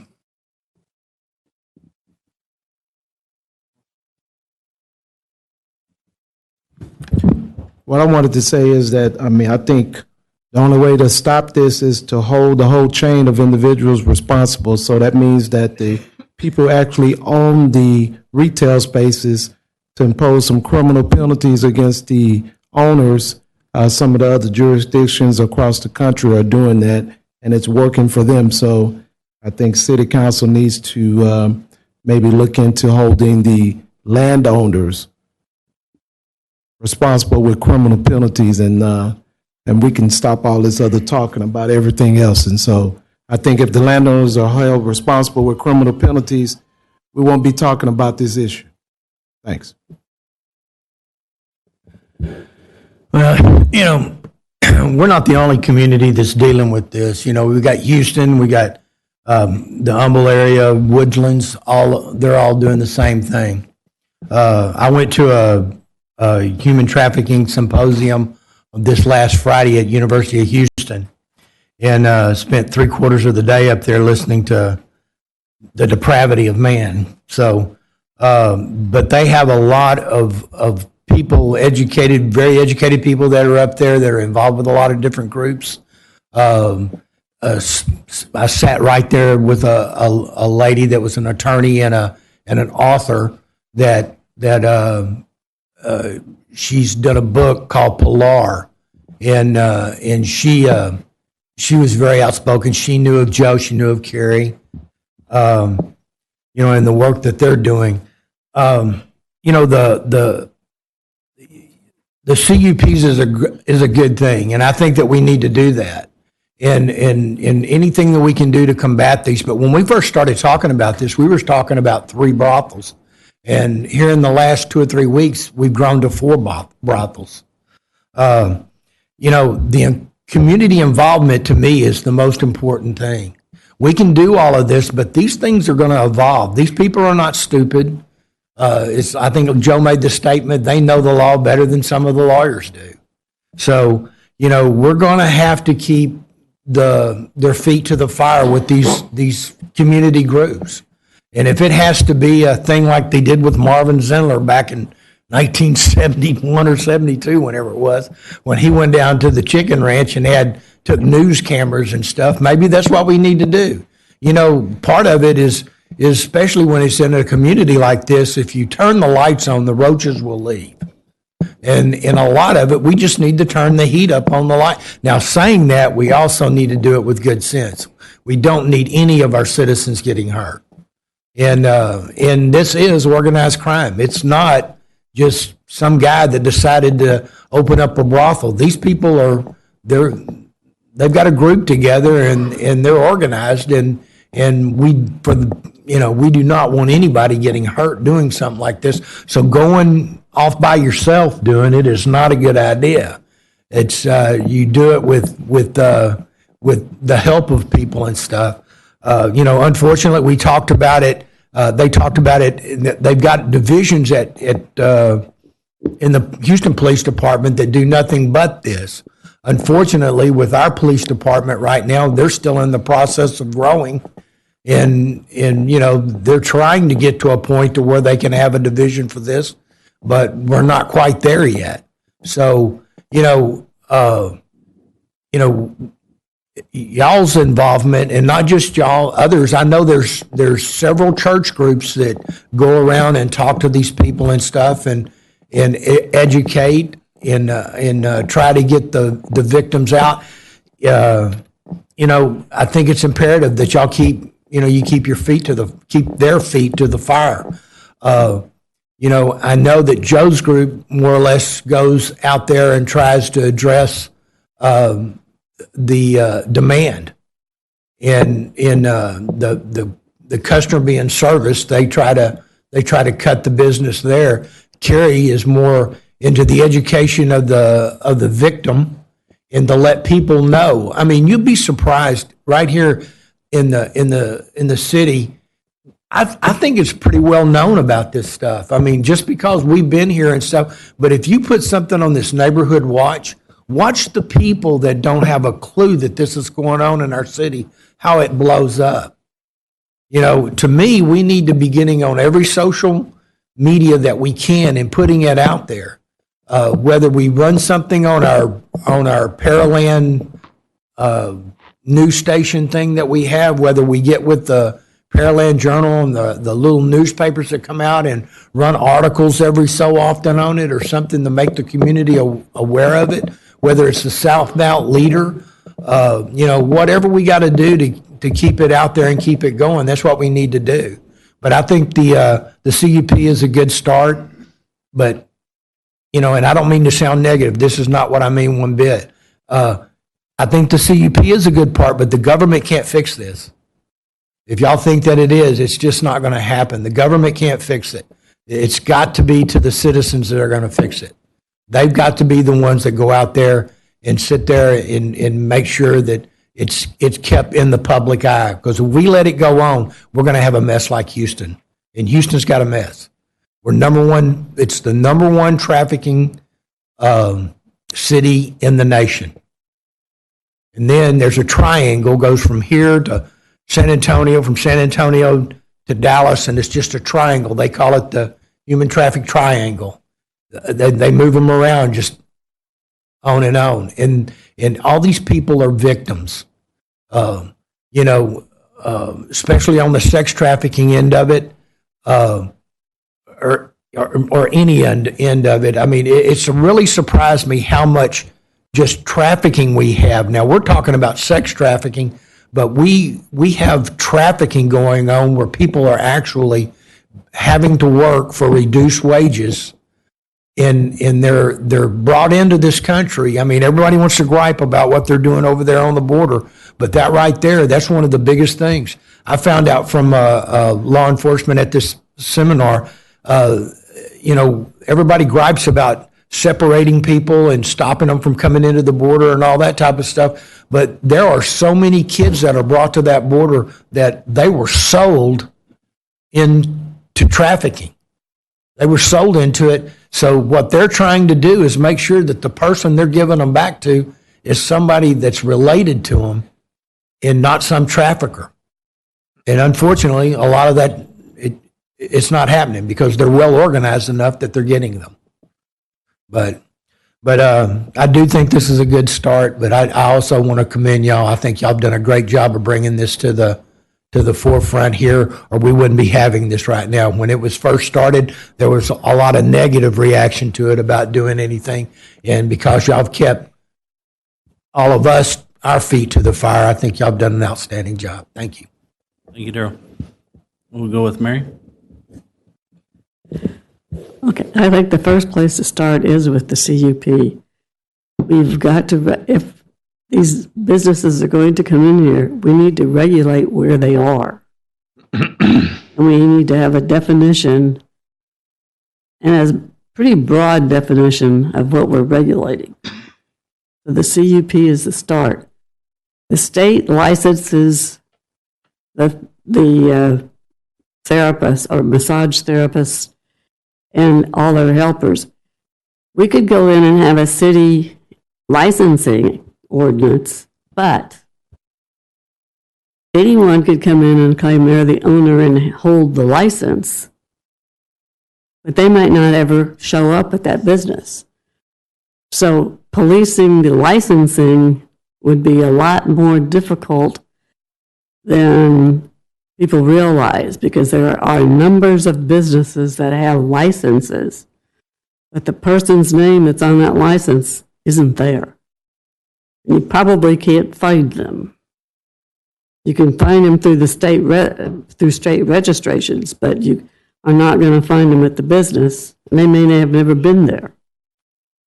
So licensing, I think, is probably not going to help a whole lot, because a legitimate business will hold the state certification and licensing that they are supposed to have. So I think we've got to regulate where they could operate, and that comes under the UDC, and that's where we start. Thank you, Mary. Mr. Wickers. Yes, I've been very enlightened in the last, or since I've been on the P&Z. I've learned things that I didn't know existed prior in Pearland. But I think the proposed regulations is a good start. I think that over time they're going to have to be fine-tuned and to make them better. We start off with regulations that we think are going to work, and as we proceed, we find that there's better ways of dealing with it than we first thought. I think, again, I agree with what has been mentioned before. We need to keep this broad and not be so specific that we leave loopholes that people in this business can come in and use to accomplish what we're trying to keep them from doing. And I personally feel like that the certification or license is a very important part of it. If they have a license, or if they have a certificate, whatever is required, it's easy to determine that the personnel that's performing the massage or whatever it is that they do, that it is something that you can control. And so I think that's very important. And I think the last thing I would say is that we need to set up a procedure once we do the regulations, amend the regulations, that we can legitimately investigate and regulate all of this stuff and make sure that we're doing it legally and that we're doing it right so that there's no legal issues that crop up as a result of not following the law, but following our ordinances and making them better. That's all I have. And number 14? I think everything's been said. I don't have any further comments. That concludes our comments, Mayor. That completes your comments at this point? Yes, sir. Okay. Next item on is item 5, which will let us adjourn this portion. Mayor, before we do that, there's another, there's But another we've got the tree ordinance issue too, and I want to know how you want to handle that. Staff already presented. I just want to see if there was an opportunity, or give the opportunity for council to offer any comments that they had, since we've been focusing on the massage parlors. You want to go back through the same process for that portion of the tree ordinance issue? Whatever you'd prefer, Mayor. Just again, what we strive for here was an opportunity to allow more credits, additional credits for meeting requirements that are already there. So once again, right now we have tree mitigation points and trees, and then we have landscaping trees. And the idea is to allow you to upsize your landscaping trees to get additional credits against your mitigation cost. And then again, if you save existing trees on the site and they're larger than needed, you can get additional credits there. So the idea is to allow you to save up to a maximum of 50% of your tree mitigation cost, your fee, through these additional measures as a way to alleviate some of the cost of some of the overly treated sites in Pearland. What do we start down through? Tony, would you run through that real quick? I guess the only comment I would say is, I guess, what was the thought process behind limiting it to 50%? I think the idea was that we were still going with the original intent of the tree mitigation ordinance, which was to preserve and enhance the canopy. And so we were looking at methods of meeting that without the fee, but not, the idea was because these trees were, let's say landscaping trees were already required, that we're actually losing on trees, right? It's not just you're getting credit for those additional inches means you're not planting a tree somewhere else. And so you're losing overall tree canopy. So there was a limit. We didn't want to take away the whole sort of the concept behind the tree mitigation requirement. Okay, I guess the way it's written, you'd have to plant bigger trees than were required to help get you that credit. Yes, and these are trees that the idea they would grow. I mean, you plant a 4-inch tree today, and 3 or 4 years, you're going to have a 5-6-inch tree, right? So it's going to get there. Right. We're saying if you go ahead and plant a 6-inch tree today, we'll give you credit for that difference. Okay. All right. I mean, I understand that logic. I don't. And this may be a short term, something that we can do now, and then as part of the other work we're doing with the UDC, we can look at some more. All right. Thank you. Raiden. Councilman Raiden. No comment, Mayor. Councilman Perez. Thank you, Mayor. Yeah, I kind of had the same confusion with a couple of the upper limits that were in here, the 50%. Thank you for that explanation. I kind of understand what you're trying to do. I think there should probably be an upper limit. I guess 50%, no matter what we put the number, is going to be arbitrary. So right now I'm okay with it. There's a little bit of this language I'd like us to revisit. I understand why we're asking for the landscape plan to have public utility lines, fire hydrants, other infrastructure shown on it, but the reality of that is that's going to be difficult for a lot of these guys to do. If it's a site up and the civil's already involved, then the information may be available, but some of these are people who are occupying an existing building and maybe they're having to do some compliance with the UDC. and that information is not going to be readily available. And I also think that it's going to be on the consultant to make sure that he doesn't have conflicts. If there's a conflict in the field because he planned poorly, I mean, it's going to be on him on that consultant to fix it. I don't think that we have to overregulate the competency of the consultant. So I would strike that language. I think certainly the utility easements, which are readily available, that information is readily available, but not the other information is necessary. And then the preservation of the existing trees. What is that?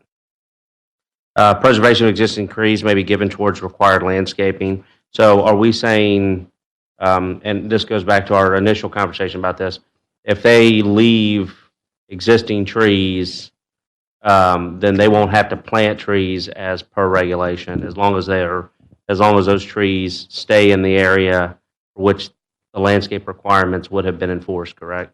Yeah, so basically, if they save larger trees, they get more credit for that. So the idea is to encourage larger trees that have been well established and to maintain those, and we'll give you additional credit. Okay. And maybe I went through this too quick, but I didn't see the inverse where required landscaping would be allowed as far as, or is that the upper cap? The required landscaping would be allowed only if they planted bigger trees? Correct, sir. Okay. So if they did a 2-inch tree, if they required however many inches of mitigation, they're only getting credit for their required landscaping if they oversize the tree. Yeah, so right now, if they're required to put one street tree into 2-inch tree, and they put 2 inches, a 2-inch tree, and that simply meets their landscaping. If they put a 4-inch tree, then those extra 2 inches will go towards up to 25% of their overall tree mitigation.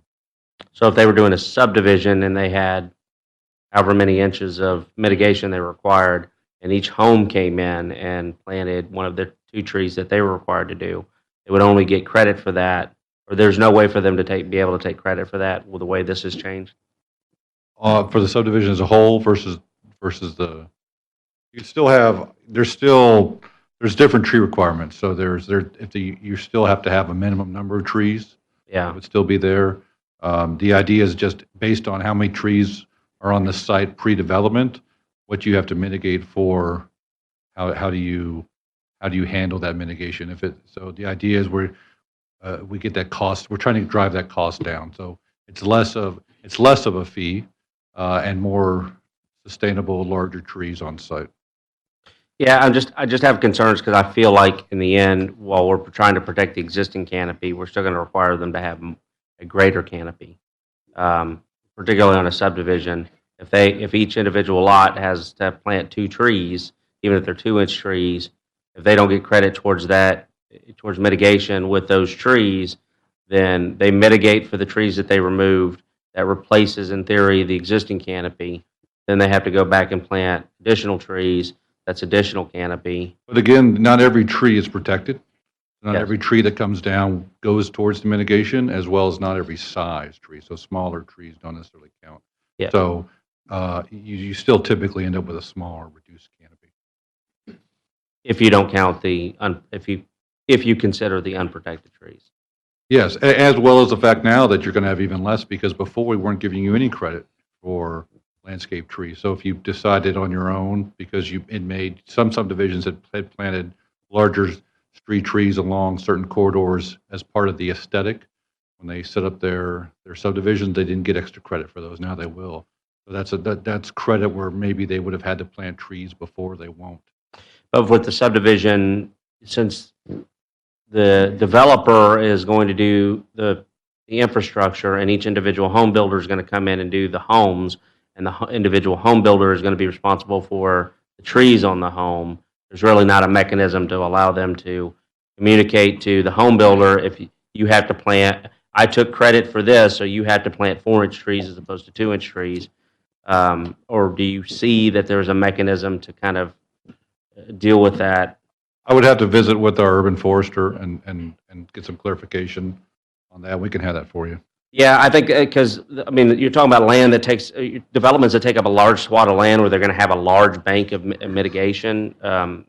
That's going to be subdivisions. And I don't really see how do we get through the intermediary? The person we're dealing with who has to deal with the tree mitigation is not the person who's going to have to deal with the individual trees that are planted that are part of the landscape requirement, other than, the Well, big trees. I would say additionally in subdivisions, residential subdivision development specifically, those larger trees they're trying to save anyways because they add value to the lots. So they're typically going to try to save those larger oaks and elms that count because they know those lots will cost more with those trees available. I wouldn't want to be argumentative, but that's not too many developers I know. They want to clear it and start from scratch. And I could give you a number of examples where very historic trees were cut down just because they were in the way. So let's just we'll check with yeah. I'd like to try and figure a way for this to be worded, or figure a mechanism where this wording is cleanly enforceable in the in subdivision developments, and not just residential subdivisions, but even industrial subdivisions, where the developer's coming in, but he's not dealing with the individual lots. And then the other one question I had is the upper limit in paragraph BA, a protected tree with a diameter of breast height of 6 inches, no more than 11 inches that remain on the site. We're giving credit wherever that on the preserve tree. What's the logic of the 11-inch upper limit? Isn't 12 inches become a separate? I think 12 inches is a separate category, and so this was to capture it below that. So this was to essentially give credit between 6 and 12 inches? Yes. Okay. Well, there's a certain, as trees go up, they cost more, and you have to provide 2-3 times as much inches. And so this is to encourage you to save smaller, where you don't have that as such a mitigating, a cost factor. Okay. And then just one question, and it may sound like a stupid question, but just make sure that I understand. So when pine trees are, you'll get credit for the preservation of pine trees. That doesn't necessarily mean that we're going to consider pine trees as protected trees, correct? You couldn't plant them, but if you save them, you can count them. Okay. Councilman Hernandez? Thank you. I had a question actually about what's on the slide here, where it says there are 2 ways to mitigate the removal of protected trees: planting trees or paying a fee. And it's just maybe an off-base question, but the fee that's paid, is that used in any way to offset what is removed, or is it just something that just goes as maybe like a general deterrent? No, the idea is if based on the amount of trees, there's a specific number of inches that comes up. So let's say based on a lot being cleared, there's 100 inches of trees you have to mitigate. You can either plant 100 inches of trees based on the ordinance, or you can pay out on a cost into the tree fund, which goes to planting trees throughout the city. Okay, cool. Thank you. A little? No comment, Mayor, other than why don't we include pear trees on the protected list? Councilmember Moore. Just one quick question. Why did we not count pine trees before, but now we are? I mean, what changed? Again, I know those of us who work with this weren't here when it was originally drafted, so I don't know why pine trees. I think the main thing is they're cheaper, and there may be some life expectancy issues, and that's why we felt a good middle of the road ground was to save those that were out there that had either been previously planted for whatever reason or had grown naturally. To give credit, obviously, there are a lot of pine trees that people have planted in their own yards or in their businesses, and so we just decided we thought it was a good middle ground to try to give an additional way to save credit. Okay, thank you. Owens? Not much, Mayor, but I guess on some of it, I'd love to see larger trees. I mean, you go out on Pearland Parkway, you get on your knees underneath the tree, and you still won't get in the shade after them being out so long. But some of them, over there on Yost Road, they were planted a lot later than what the ones on Pearland Parkway. And those are a lot larger on that size over there now. They've grown a lot better. But, Pearland being signs up as a tree city, if you go out on Pearland Parkway and drive up and down through there, you look at the way those are staggered. And if you go in and look at it, you got about 39 to 41 that are out and they're not there.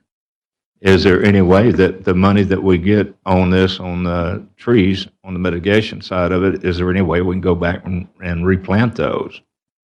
Definitely. I mean, that's part of what that money is for, and I can speak with our urban forester and the parks director with regards to looking at those areas.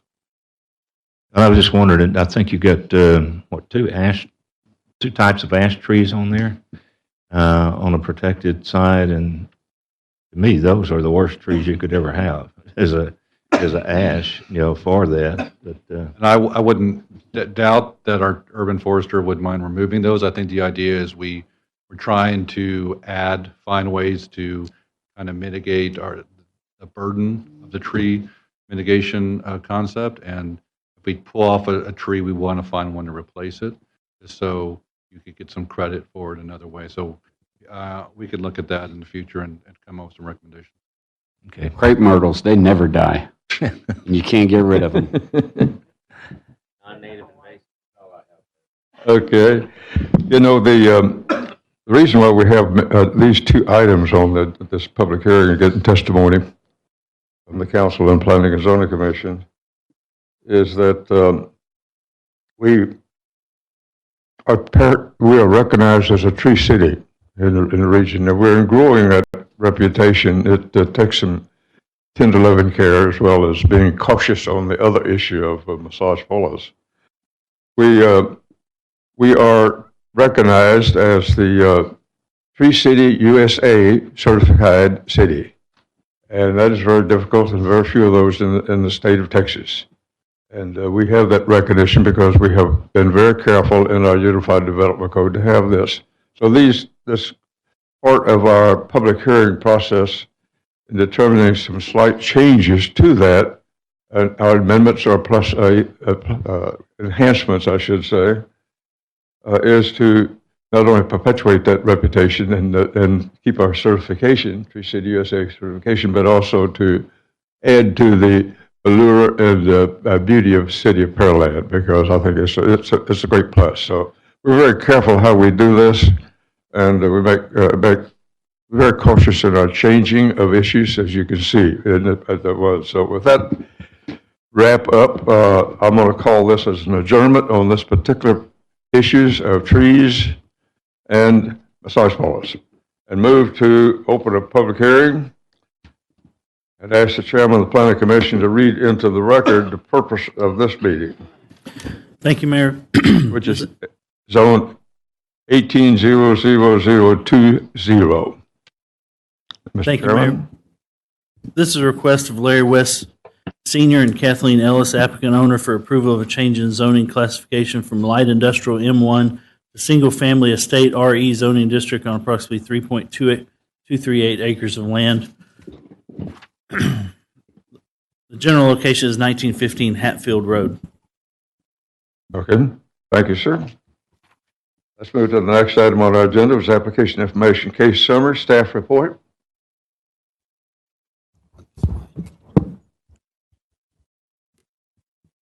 Thank you, Mayor, members of the Commission, and members of the City Council. This is a request for approval of a change in the zoning classification on approximately 3.23 acre of land from the light industrial M1 to single-family state RE zoning district. Staff has received one letter in favor of the request and no letters in opposition.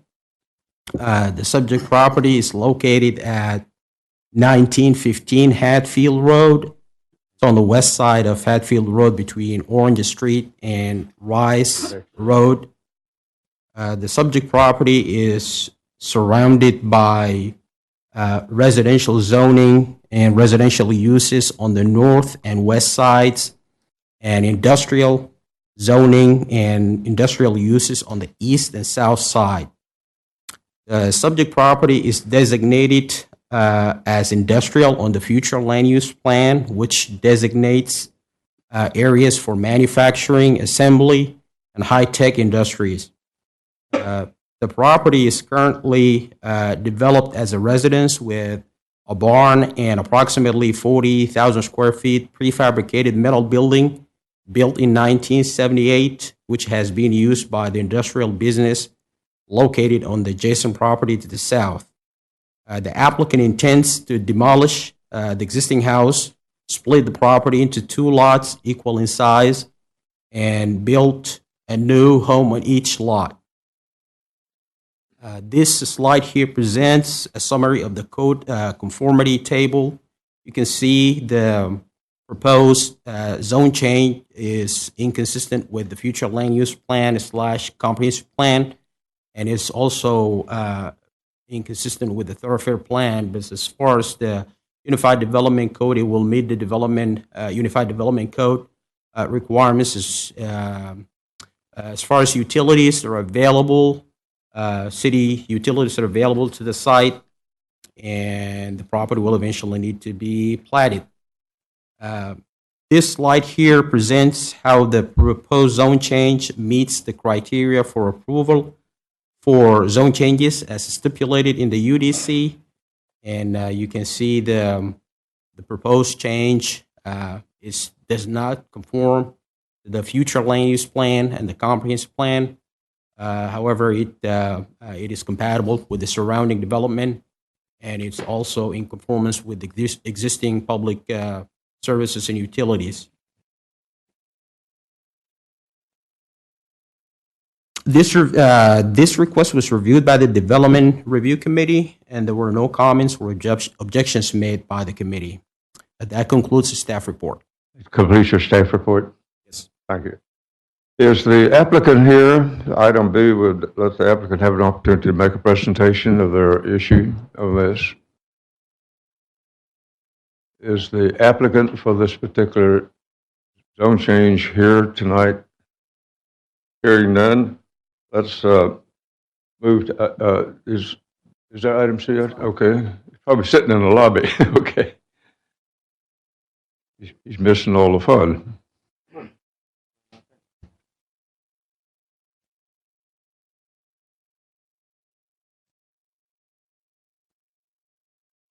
Bad guess. He was just watching television. Okay. With that information passed, and item C on here is the staff. Does the staff have any wrap-up comments at this point? Since the applicant was not here to be able to make a presentation. He's not here.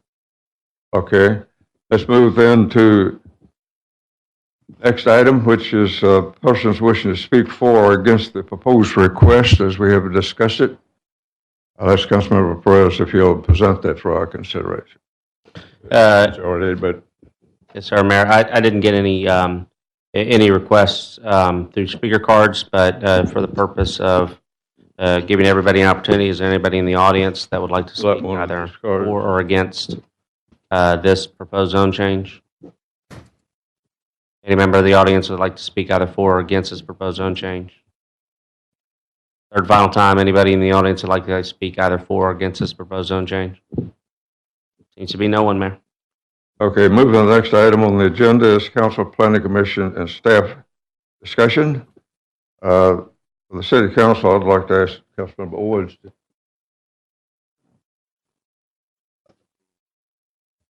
I'd like to ask you to make any comment at this point.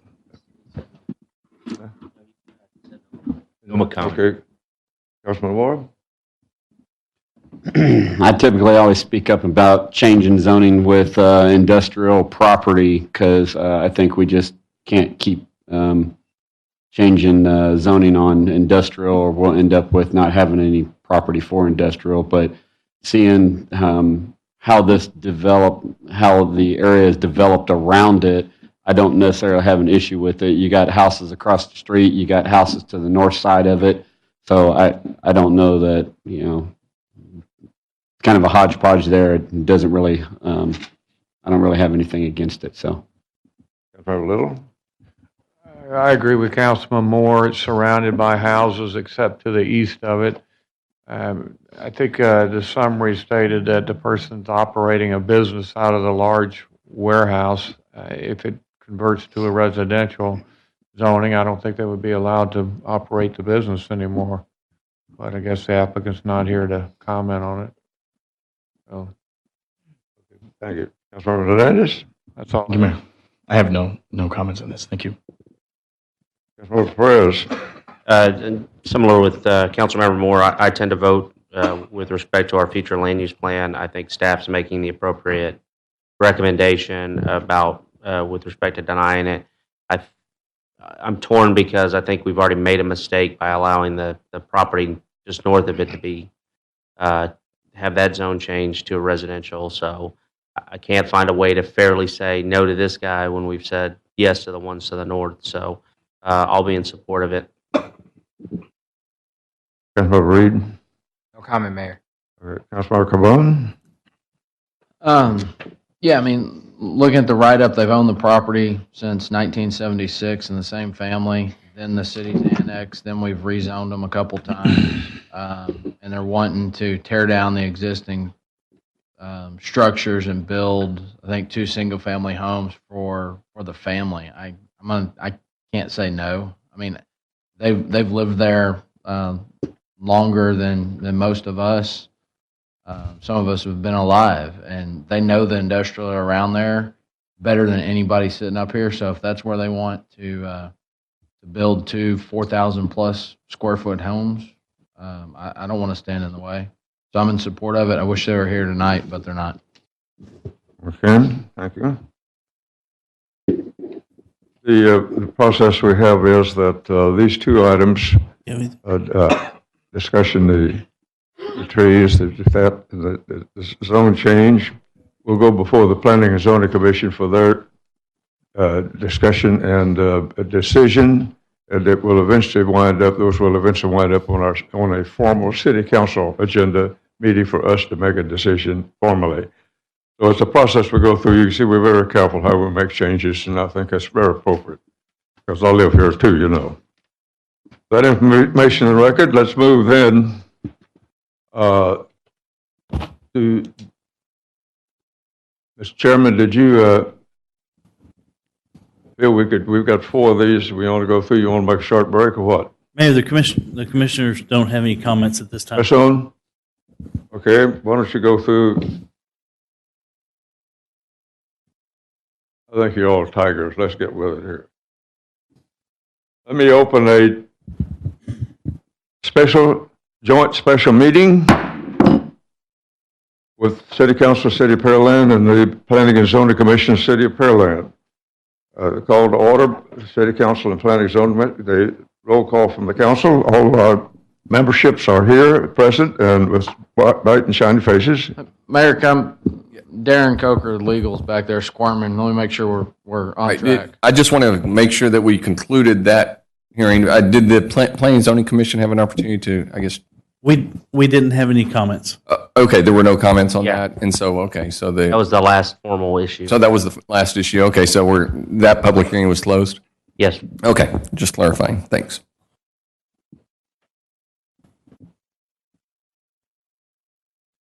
I believe we're on item 3, roll call for planning and zoning. All members are present. Okay. Joint public hearing number 1. Mr. Chairman, would you read the reason for it being on the agenda tonight?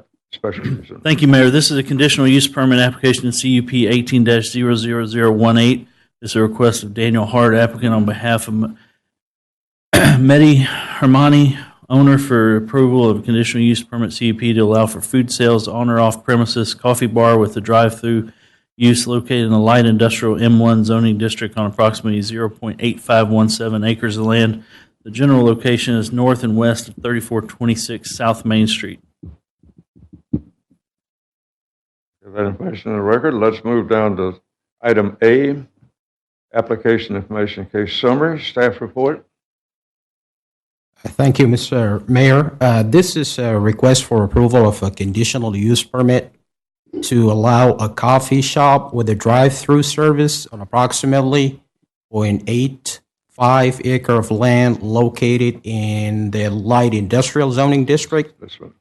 Coffee shop use is classified in the land use matrix of the UDC as an establishment for food sales on or off premise, which is kind of an informal restaurant not exceeding 50 seats.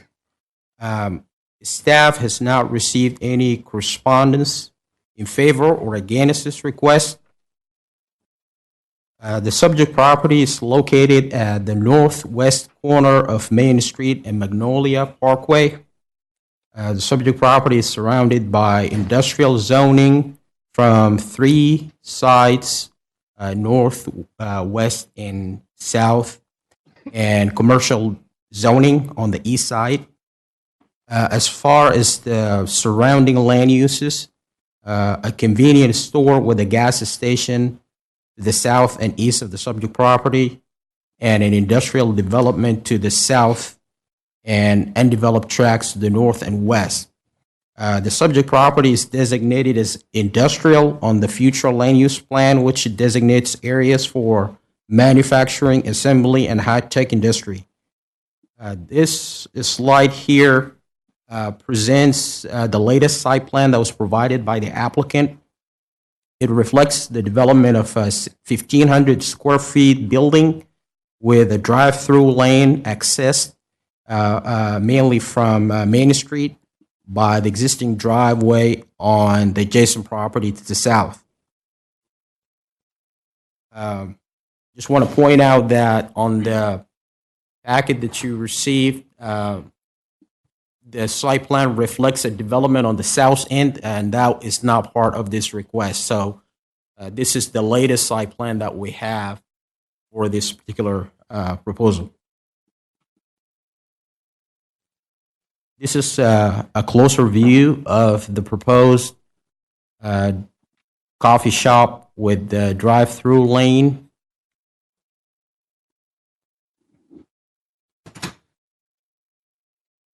And this slide here presents a summary of the code conformity table. You can see the proposed use is inconsistent with the comprehensive plan as well as the Unified Development Code because this property is subject to the Corridor Overlay District, and we have not, which requires higher standard for development. There were no elevations that were provided with the application. And you can also sense that the property has a really irregular shape, so variances will have to be approved before they can develop onto that property. However, utilities are available to this proposed use, and it is in conformance with the thoroughfare plan. This slide here presents or shows how the proposed use meets the criteria for approval for conditional use permits as is stipulated in the UDC. And it just kind of summarizes everything that really the proposal really does not conform to a lot of those measures. And the Development Review Committee reviewed this application, and there were concerns raised regarding the site layout, the internal circulation, stacking, and lack of adherence to the Corridor Overlay District requirements. And therefore, staff recommended denial of the request. Should the City Council choose to approve this request, staff recommends the following conditions to be included in the approval. Number one, the proposed development shall comply with the requirements of the Corridor Overlay District, and the layout shall be amended to meet the standards of the Engineering Design Criteria Manual. That concludes the staff report.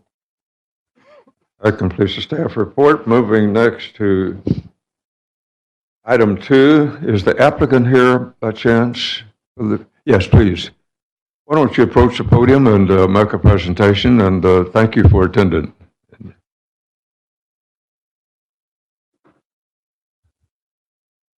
It looks like a tag team affair here. My name is Be Bo sure and give Faber. us your name and address as you speak so that the recorder will pick you up and we will be able to identify who said what. Yes, sir. My name is Bo Faber, KW Commercial, and I represent Mr. Hart and Manaya Coffee Bar. We are under contract to purchase the .85 acres of land that's been mentioned before. Before I relinquish to Mr. Hart to further explain what they're trying to do, it is our intent to completely comply with the UDC, the Corridor Overlay District, and this commission in the further development of this property. Well, thank you to the City of Pearland for allowing us to speak today. Can you give your name and address for the purpose of the record? My name is Danny Hart. Address is 5702 Rose Hill Court, Rose Sharon, Texas. Your comments are being recorded, yes. Thank you. Yes. Thank you. Thank you very much. So just to, we wanted to come here today just to present to you guys a little bit more of an understanding of what we're trying to accomplish here in the City of Pearland. And for those of you who have the packets, we provided these just to give you some information about ourselves and our history with what we've done in our past business. We moved here recently from the state of Oregon, where we owned a coffee shop that operated in Portland, Oregon, the Hillsboro suburb of Portland, Oregon. That shop was called Manaya Coffee House, and it's similar to what we're trying to accomplish here. Slightly different concept being that it is a drive-through here. And it won't be food, it'll be coffee and beverages, smoothies. So just to point out a few things in this packet were that we were recognized a number of different ways throughout different types of reviews as far as Yelp. We were considered a top 25 restaurant in the suburbs of Portland, Oregon by the Portland Business Journal, as well as recognized through Patch.com as one of the best top 5 restaurants in the suburb city of Hillsboro, Oregon. We were also recognized through a number of different websites, Movoto.com being one that said 15 Oregon restaurants that will that would be the best for you. It would blow the taste buds out of your mouth is the words that they used. But just to show you a little bit about the accomplishments that we had as a prior business and what we hope to plan to continue here in this great city of Pearland.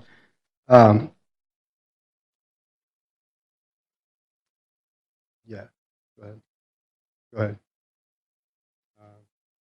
So there's some pictures here as well, and just to talk a little bit about the products that we want to provide and some of the community ties that we were able to establish too in Oregon. We provided coffee services and catered meals for a number of different charities and community events. Our location was about a block away from the city of Hillsboro, so a lot of our best customers were city employees and as well as the county there, Washington County employees. So this picture there that you see in the middle is a picture of 4 of us, and that is the mayor at that time. That was Mayor Jerry Willey. The pictures in the purple were for a catering event that we did with Race for the Cure, where we catered the survivors' dinner 3 years in a row. But basically, I'm just trying to say that with what we're trying to do is where we had success in Oregon was through our strong customer service and the relationships that we built amongst the community. They were a huge support for us in the 4.5 years that we were there. And that type of support is something that we feel we could establish here in Pearland with the help from everyone here if we are able to move forward. And so we're excited about that. We look forward to that. And now my wife Jessica would like to say some words about our future plans for that. Hi, my name is Jessica Hart. My address is the same, 5702 Rose Hill Court, Rose Sharon, Texas, 77583. And yeah, basically, we just have a passion for business and community, and we really want to bring that to Pearland. The pictures, so I know the site plan shows that it's a 1,500 square foot building, but we actually want to do like a 600 to 700 square foot building. And kind of move it back towards the back of that top property. so that there will be like a better traffic flow. And it's just going to have basically you would just circle around the building and then pick up your coffee on the bottom part and then be able to exit out. Our goal as business owners is to try to make the flow of traffic as easy for the customers as well. And we definitely want to comply, like Bo said, with all the rules and regulations. And some of the sample pictures that you guys can see, those are like the type of buildings that we want it to look like, and the size of the buildings as well, just like have a modern feel and be aesthetically appealing to your eye. So yeah, I don't really have a lot more to say, but we would be honored to be here in Pearland with you guys, and we'd love to start a business here. Good. Okay, that's that information in the record. Let's move into item number 3.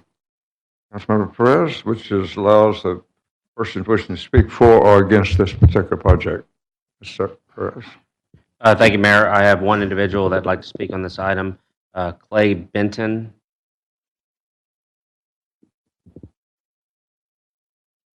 If you'll please state your name and address for the purpose of the record. Please keep your comments to 3 minutes. I'll let you know when you have 30 seconds left. Clay Benton, Executive Vice President, Lighting, etc., Post Office Box 3403, Pearland, Texas 77584. I'm here on behalf of the owner of the property that surrounds the proposed CUP. We own 8.9 acres surrounding both the north side and the west side of the proposed CUP, of which we oppose. I have submitted my position to the city in writing, as well as making phone calls to the city opposing said proposed CUP. We oppose this primarily because of the traffic situation. The eastbound traffic in the mornings on Magnolia Parkway now backs up to the bridge, which we are zoned light industrial. Across the street, within 50 feet, is heavy industrial. And the trucks cannot enter a Greco, which is a large taxpayer within this establishment, and we are a taxpayer. We were in Pearland South. We purchased the Baker Hughes unit about 2.5 years ago when they decided to leave town, and we've brought jobs to this city, and we object to this. We object based on the traffic flow patterns, which are heavy and they're backed up, so we support the denial of said CUP.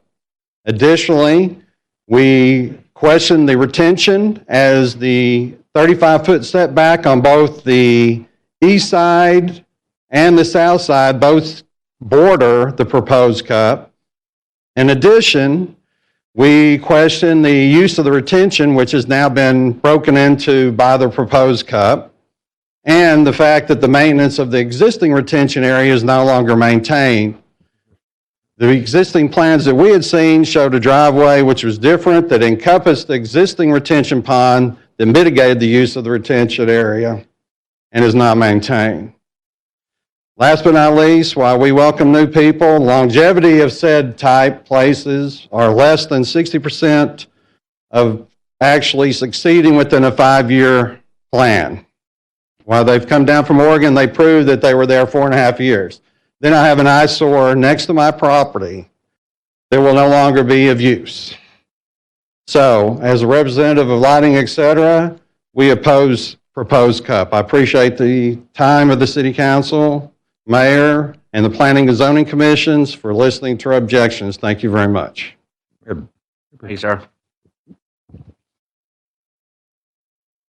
That information in the record. Let's then move to the next item, which is item B, which is the Planning Commission, the Council, and staff discussion.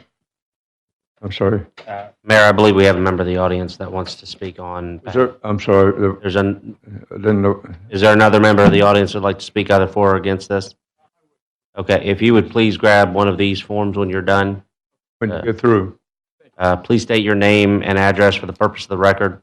And please keep your comments to 3 minutes. I'll let you know when you have 30 seconds left.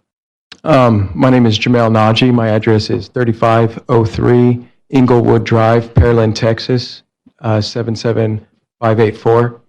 And forgive me for the break into decorum of not filling out those papers ahead of time. I'm in full disclosure, I'm the brother of Jessica Hart and brother-in-law of Danny Hart. And I'm part of the reason that they're down here. So I feel like I'm obligated to speak out on their behalf. About 3 years ago, my wife and family moved down here to Pearland. I was lucky enough to get accepted in a PhD program at Rice. And within the first year of living here, my wife and I decided that we wanted to raise our kids here in Pearland. And so we started to pressure the Harts to establish their business down here because we saw how successful it was and how much it enriched the community up in Portland, Oregon. And interacting with the good people of Pearland and seeing how they treat one another down here, I thought it would be a perfect fit. And their business is a family business, but they hire 4 to 5 people at a time that work for them. So they do supply jobs, particularly for younger folks that are in school or working while they're in school. So they wouldn't, in that sense, they would raise the standing of Pearland. And I hope that you would consider in the approval of their CUP. Thanks. Moving to item number B, which is Planning Commission, Council, and Staff discussion. Let's start with the Planning Commission. Mr. Chairman. I'll start with Mary.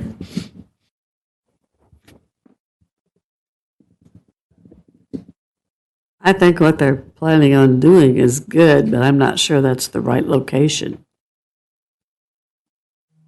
The traffic there is rather difficult at times. That's all I have right now.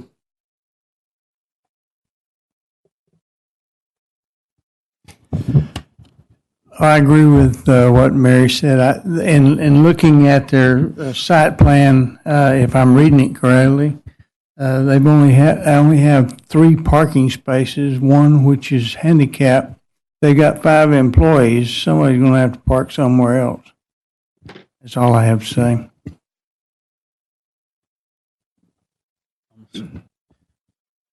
I'm not as worried about the traffic as some other people would be. A lot of the traffic that'll be going to this establishment are going to be what we call pass-by trips. Most people don't leave their house to go to the coffee shop. Most people go to the coffee shop on the way to somewhere else. So there's they get penalized less for the traffic that generates their establishment or that goes to their establishment. What I'm more worried about is how vehicles are going to turn around on the site. It's a very, very tight site, especially if a fire truck ever has to get in there. The fire truck can pull up, but he's going to have to back out a long way to get off your property. I'd be more worried about site circulation than actual traffic generation. I'm also a little bit confused. The site plan that we were provided has another building that's 40 foot by 12 foot on the southwest part of the property. The little it says building on it. I can't figure out what that is. That was on their site plan, yes, but was not part of their application. That was original proposal, but it was pulled out, and the north is a subject request. So we're just looking at this small piece. That is correct. Okay. Yeah, really tight property to get vehicles in and out of there, and especially if you have any kind of line, you're going to back up into the gas station next to you. That's what I'd be more concerned about. That's all the comments I have. Go ahead, Laney. What Mary said really was what I was thinking as well. the spot is strange because it's going to be, I guess, sort of feast or famine. It's going to be really busy part of the day and then kind of nothing. So I guess for a coffee shop it makes sense. I don't know, but it just seems like it, along with the awkwardness of the parking and the traffic, it's sorry, I should be looking at y'all. It might just seems like a strange location, but that's all. I don't have anything against it.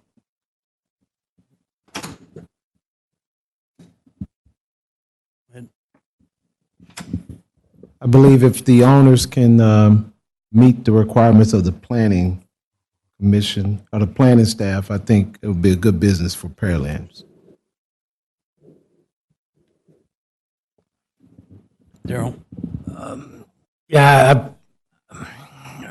I'm wondering about the tension on the property as far as, how's that going to affect was the detention just regulated with what was there now, or how's it going to affect when that business goes in? Also, with this is really a tough piece of property. If that's all there is to it, y'all are already talking about reducing the size down from what we were showed as 1,500 down to a 600 square foot building. But I mean, I have a tough time. I would have a tough time voting against it strictly from the standpoint that we got a Jack in the Box right next door. And, I just don't see the difference when we're talking about 30, 40 feet. Even though the rest of it is going to be industrial, I agree with Thomas. I don't see it. That's in and out traffic. There's not going to be like there's a big line. It's going to be people pulling. It's going to get people off the road there. Probably, I'm assuming that the entry will be off of Magnolia and go up and wrap around and then go back onto Highway 35. So that's all I got to say.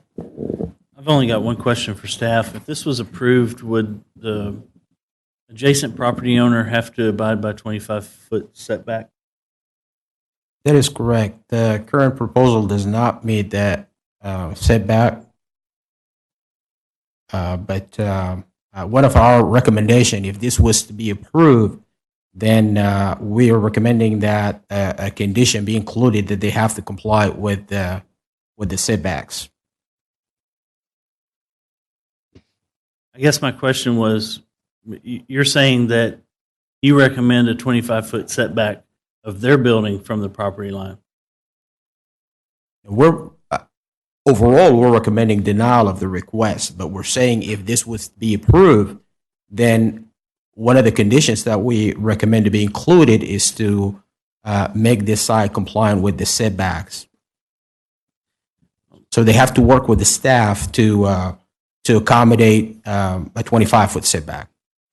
So they kind of had me on the package that was previously presented with the drive around the property, but I understand that there probably wasn't enough property to do that.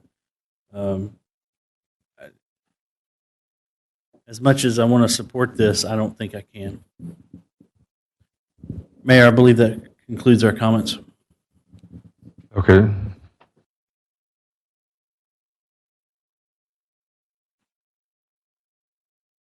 Does that complete your comments? Yes, Mayor. Oh, okay, good, thank you. Moving to the next item 2, City Council, starting with Marvone. This is a tough one. I mean, you've got a property owner that's to the north and the west that I assume will eventually develop industrial. And then I've got questions over actually the feasibility with this, because it looks like you're buying 0.85 acres, but you're going to be using less than a third of it. So I guess in the back of my mind, I wonder if there's any horse trading that you could do with your neighbors. But anyway, I'm going to let some other folks on council opine. Councilman Reed. Thank you, Mayor. I think the business would be great for the city. well, I 100% agree with Commissioner Duncan on the traffic issue. It's not a traffic issue. I think that's just something to say, I guess. But at the end of the day, you got a Jack in the Box that's probably going to generate way more traffic than this coffee shop ever will. From just a feasibility standpoint, I'm looking at this drawing and I see one like structure down at the bottom. I see another structure at the top, and I have some questions for you all. If you could come back up to the podium, and I'm sure other folks will have questions, so you might want to stay up there for a little while. But the bottom portion, if you could scroll to the bottom on this deal, the bottom portion, are the cars supposed to drive up around to the top portion? Oh. So the request is just the top then? Correct. And there's parking up there?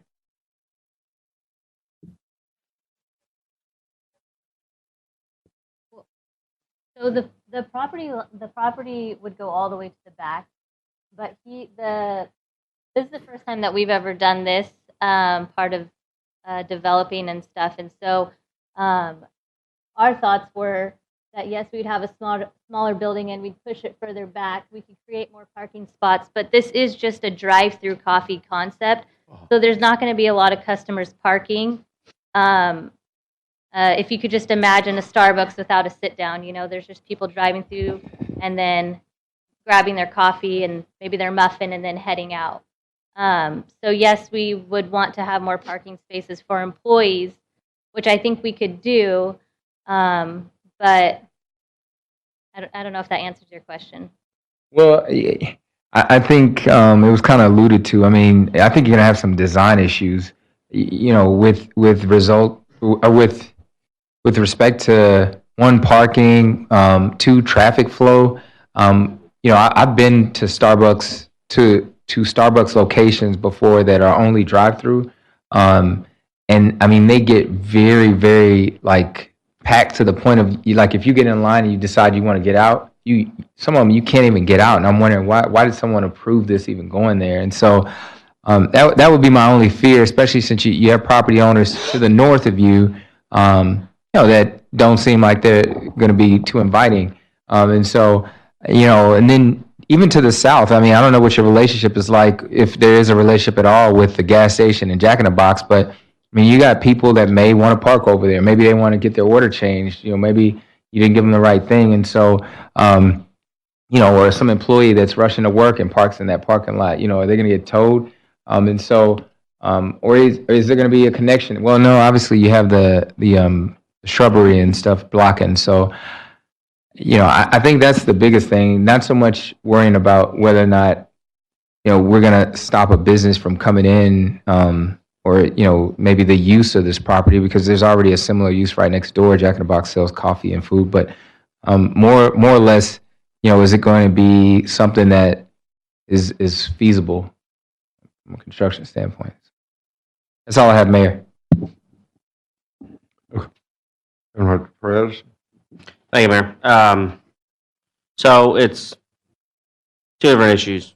We're approving the use, not the site plan. I'm okay with your use in this location. I can tell you that there's no way that you're going to get the approval of your site plan. If you clear this hurdle, if you get 3 others to say they're okay, I'd say your project's still dead in the water. Not to trivialize your concern, to the member or the individual who spoke out, I do think that you have cause to be concerned for the traffic in the area. I don't think that this would significantly impact it, and there's not a whole lot per state law that we could do to have them integrate any kind of mitigation that would significantly affect it. But I appreciate you coming out and speaking your voice. I guess I have a couple of questions maybe for staff. Does the site plan right now meet current parking requirements? No. Okay. The short answer is no.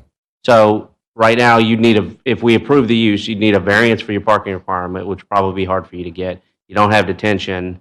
You'd either have to expand the detention pond to accommodate that, or you'd have to go underground, which I'm fairly confident y'all would not be able to afford, given the size of your development. You'd still have to get that water. If you expanded the detention pond, you'd have to get that water over there. There's a lot for you to figure out. You've got a lot of engineering problems. And couple that with your CUP. Again, I'm going to be a yes for your use, but I'm just trying to give you advice. Is that it doesn't matter. You can't get it approved. I don't even see a close path, even without. Staff is alluding to, you got to follow all the requirements, whether we put it as a condition or not. You got to follow all the requirements. You can't. There's just not a way, not a real way for you to make this site plan work, even if the use was required. But I would point you right across the street is a zone that would allow you. I think your issue is in land selection and the amount of land that you're picking, and finding a piece of land that would allow the use by right. I want to encourage y'all to be a part of our community. I want to encourage y'all to if you get a no here, or if you get a yes here, and then the subsequent no comes in permitting, which is I suspect is what's going to happen, that you continue to try and find a home in Pearland. We have land. Maybe this price point was right for you, and maybe land at another price point maybe not necessarily be there. That's something y'all got to consider. But we'd love to have you here. I just think you're going to have a tough time making what you have here work. I'll tell you, you have a nearly impossible hurdle to make this work. So my yes is not going to be very valuable to y'all. Hernandez? Thank you, Mayor. I think they could be considered a competitor to avoid any conflicts. I'm going to refrain from participation on this item. Thank you. What are you doing, drinking their coffee? Mr. Hernandez owns the coffee shop. I like your concept, and I would approve the use, but I'll defer to Councilman Perez on what he just said. He does this for a living. He's a civil engineer and does site work, and he can look at this. So I would give a lot of attention to what he said. But I welcome you to Pearland, and I hope you can find a place to make it work. Yeah, I too have some concerns, especially with the detention. Not so much the traffic, but again, we're talking about giving up industrial zone property for something other than industrial. Not sure that I could really be in favor of this. Owens? I think most of it's been said that, the biggest problem I see is just the site. For what you do, I think it's a good business, but it looks like you'd have to come in off 35 and do a right turn in, and then try to get out coming through the backside over there to get out. And to be honest with you, I guess it was 2 weeks ago, I was coming down Magnolia to go on John Leisner and go out, and there was a 18-wheeler there with a trailer, and I was only maybe 300 feet from 35 there, and it took 3 turns of the light to get in through there to get across the roadway there. But like the others have said, I think it's a good use, but I think it's just the wrong location. And I think you're going to have, like Councilmember Perez said, you're going to have a lot of additional cost in order to have that facility there that you're looking at. Okay. Just a comment. This sounds like it's a great opportunity to have a different and impressive type of a facility, but it could probably blossom if it was not such a complicated location here. And but it's a good idea, and if I'd like to see it in something where there could be less issues that were attached to it. So thank you for that, for sharing the information to Councilmember Perez. Moving in our agenda to item number C. We need to staff wrap up on this. Is there any wrap up comments? No, sir. Okay, moving on our agenda to item number C, which is City Council new business. Councilmember Carbone, would you offer this item CUP 18-0018 for our consideration? Thank you, Mayor. Consideration and possible action, Resolution R 2018-CUP 18-00018. So moved. Second. We have a motion and a second. Mr. Chair, Madam Chair, we do have motions on the floor. Yes, Mayor. Councilmember Carbone, how do you vote? No. Councilmember Reed? Aye. Councilmember Perez? Aye. Councilmember Hernandez? Abstain. Councilmember Little? Aye. Councilmember Moore? No. Councilmember Owens? No.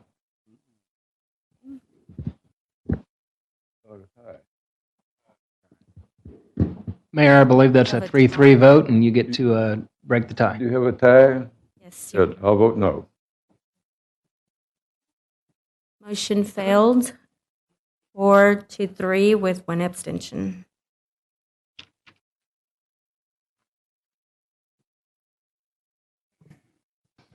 This will eventually go before the Planning Commission for their consideration.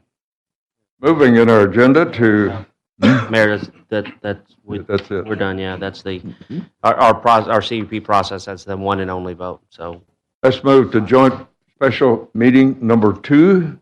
Mr. Chairman, Thank you. Commission, would you? Thank you, Mayor. This is a conditional use permit application number R 2018, CUP 18-00020.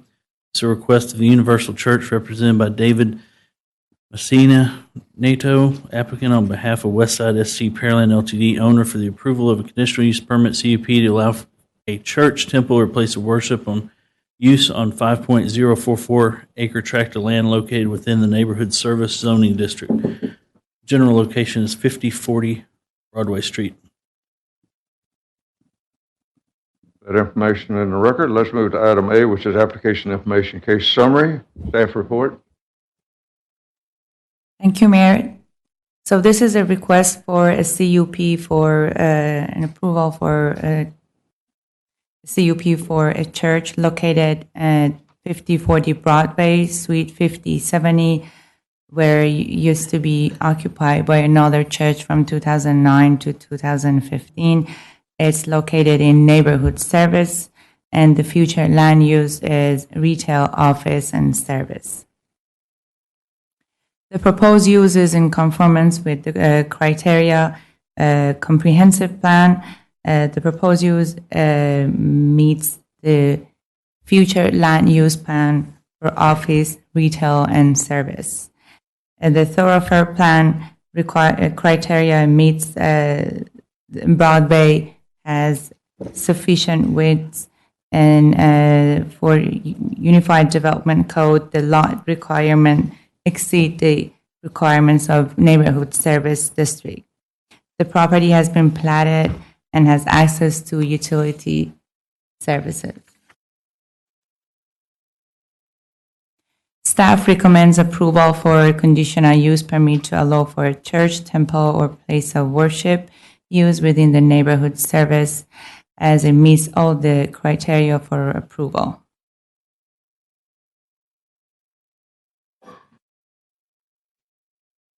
A complete staff report. The next slide shows the zoning and aerial map of the subject property. It shows that it's located within neighborhood service. And this slide shows the future land use plan, showing the property is located in retail, office, and service. And that completes the staff report. That completes your report. Okay, moving from the staff report, and is the applicant here in the audience tonight? Yes, please come up. Thank you for being here. And you know the rules. Yes, sir. What's your name and address? Good evening. My name is Fernando Ramirez. My address is 8320 Almeda Genoa Road, Houston, Texas 77075. And my position in the church here in Pearland is I'm the pastor there. So a little bit of background about the church. We have 38 other churches here in the state of Texas, 488 in the United States, and we're around the world. So we came here to Pearland to be able to help those who are struggling spiritually. We're here to offer spiritual help and also counseling to families who are broken, people who have suicidal thoughts, depression, who have drug addictions, who are going through a very hard time right now, regardless of the situation, whatever they're going through. We're here to help them.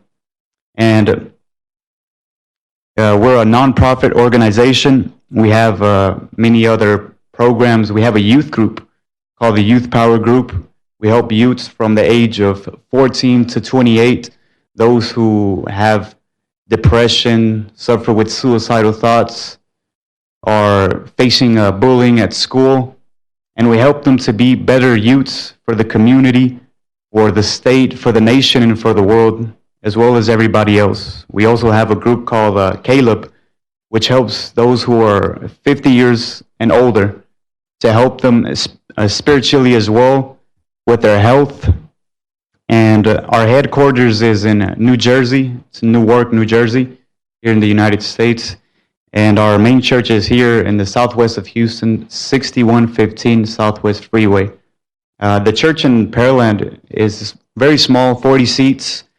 And in the shopping center, there's more than enough parking spaces for those who want to come and go inside the church. Mm-hmm. Good.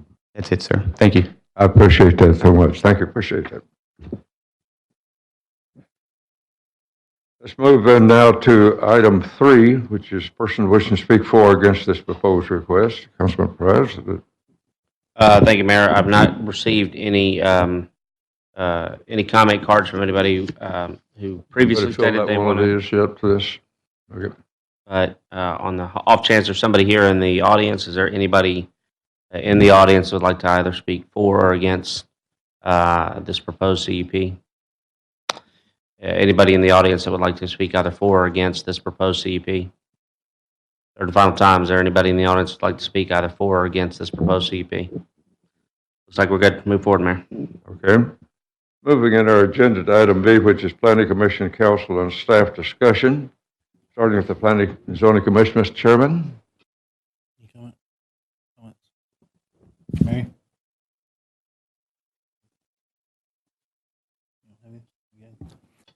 I just have one question, and I guess this is just secondary to the church. I have no problem with the church being there, but being in a shopping center, there are state regulations, I think, that apply to alcohol beverage sales and issuance of alcohol beverage license, and it has to do with proximity to churches.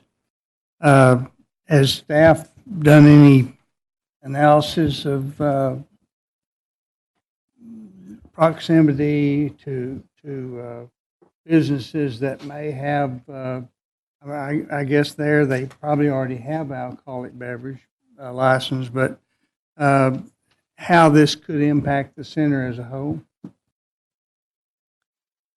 There is an existing church in that shopping center, and this specific location used to be occupied by another church before the restaurant moved to this shopping center. Staff will do further research about this regulations, but I believe this would be more a legal department to review the case. Yes, I just wanted to offer a few words there. I know that the prior church, when it was original zoning was acquired for that, there were measurements done, and the measurements are under this particular instance are actually measured from the front door to the front door, but you go from the front door to the roadway, and then down the roadway, then back to the front door. and they met the 300-foot threshold that was required under the ordinance. That's all I have. One of my concerns is obviously same thing. We went through the same issues with the property to the northeast, the church that's there now. I'm kind of concerned about now that we have two churches in a parking lot that also serves a lot of other businesses. During worship time, is it gonna fill the parking lot? I know that you go there on a Friday night, Saturday night, parking lot's pretty full. Are we now creating the same issue on a Sunday morning? I don't really know the answer to that. I don't know if they've done any studies to that, but I'd be kind of curious about it. Other than that, I don't have any issue at all with the use going back in to where it was before. I don't have any issues with the use. Mayor, that completes our comments. Completes, okay. Moving to item number 2, which is city council comments, starting with Councilmember Owens. Mayor, I don't have a problem with the church going in there. There's been other churches there, so I don't have a problem with this. Okay, Councilmember Moore. Yeah, so one question. So where exactly is this going to be in that shopping center?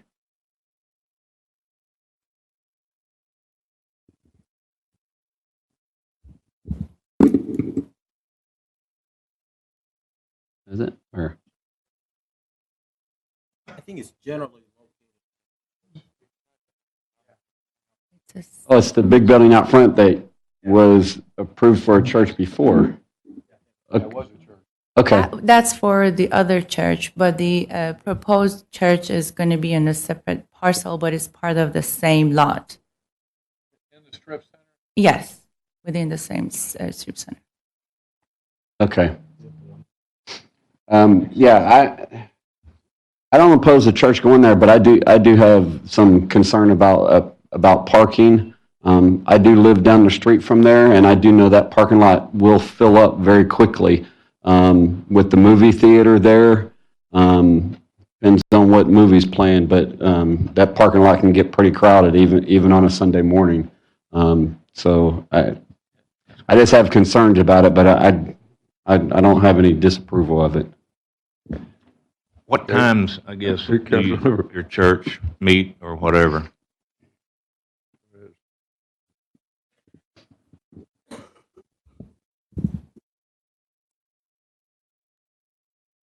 The times, so we have a Monday service 7 p.m., Wednesday 7 p.m., Friday 7 p.m., and Sunday 9:30.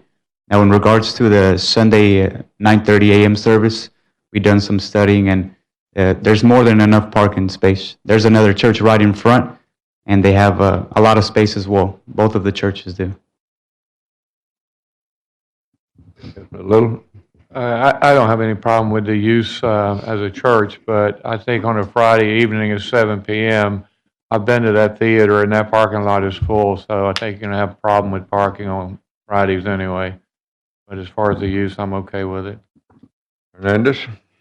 Thank you, Mayor. I had a question for the applicant, just something that you said, just wanted to get some clarification on. And it also says in your application here that one of the things that you do is to help provide spiritual healing, help overcome addictions.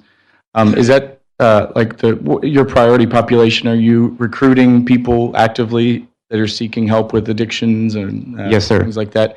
And where are you looking? I mean, where is your draw currently? I mean, where are you looking to draw these people into your congregation? I'm just curious. Where are the people coming from? That's the question. We have a television program. We have a 24/7 program now here in the city of Houston.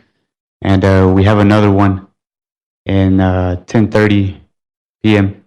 And also we have families, because we have about 13 more locations in Houston. And some of the families actually live in Pearland, so they don't have to go to a longer commute. Now they're in a more closer commute. So some of them are coming out to the one in Pearland because it's much more closer, much more easy for them to access. So are you running specific programs to help with addiction in addition to your regular services as Yes, well? sir. Yes, sir. And would those be at the same times that you mentioned earlier, or the times you mentioned earlier were your regular service hours? No, sir. There's a service, a special service at 3 p.m. only for those who are addicted, who are going through either alcohol abuse or they have drug addictions, specifically at 3 p.m. Okay. Yes, sir. Okay. Thank you. No problem, sir. Councilman Perez?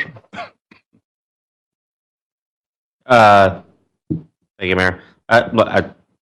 From the exhibit, it's less than 2,500 square feet. They're not going to have an occupancy that's going to really draw a whole lot of cars, and the space is available. This just happens to be a use that requires a CUP, but there's a number of use. Another restaurant could go in there that would draw a lot more people and have the same parking issues, as long as they're meeting the UDC requirements, the shared parking requirements of the shopping center.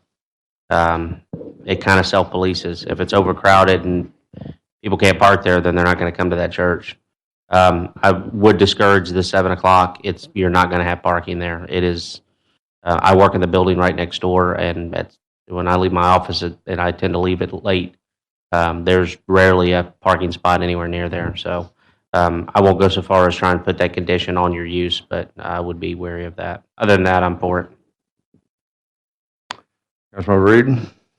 No comment, Mayor. It sounds like, or I'm sorry, I do have a comment. Sounds great to me. Councilman Carbone? Sounds great to me, and I plan on voting for it. Okay, fine, good. Carbone?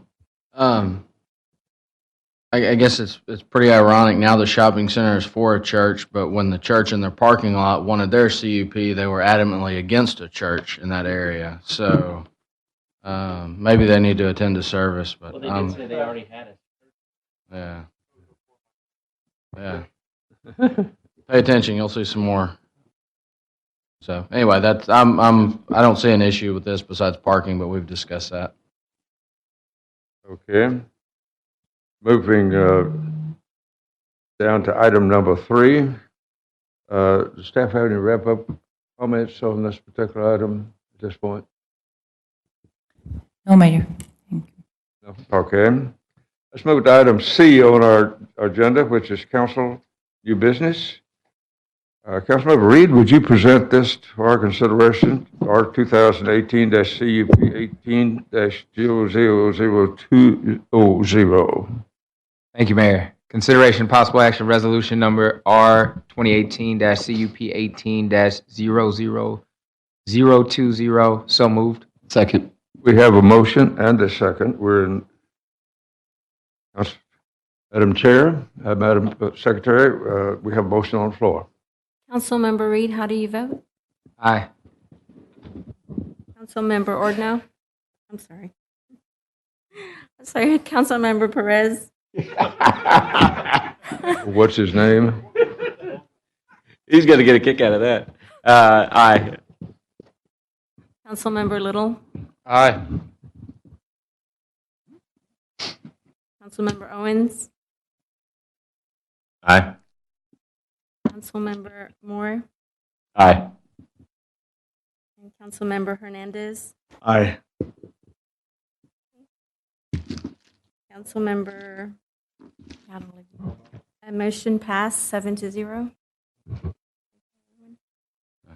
Aye. Councilmember Carbone? Aye. Did you get the count? Yes, 7-0. Motion passed. Okay. Okay. Moving down to next item, which would be the adjournment, and we do adjourn this item and open another one, which is joint special meeting number 3.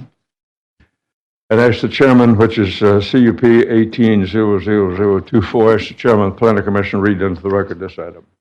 Thank you, Mayor. This is conditional use permit application CUP 18-00024, a request of Kimley Horn Associates applicant represented by Colton Morgan for Magnolia 15.512 acres, LTD DBA Signature Company's owner represented by Jennifer Pollock Evans for approval of a conditional use permit CUP to allow for a gas station use located in the general business GB zoning district.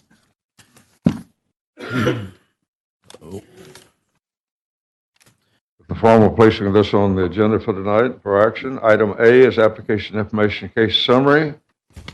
Item number 1 under that is staff report. Thank you, Mayor. This is a request for approval of a conditional use permit to allow a convenience store with a gasoline station on approximately 1.5 acre tract located within the general business JB zoning district. The proposed convenience store is allowed by right within the general business zoning district. However, a gasoline station requires approval of a conditional use permit.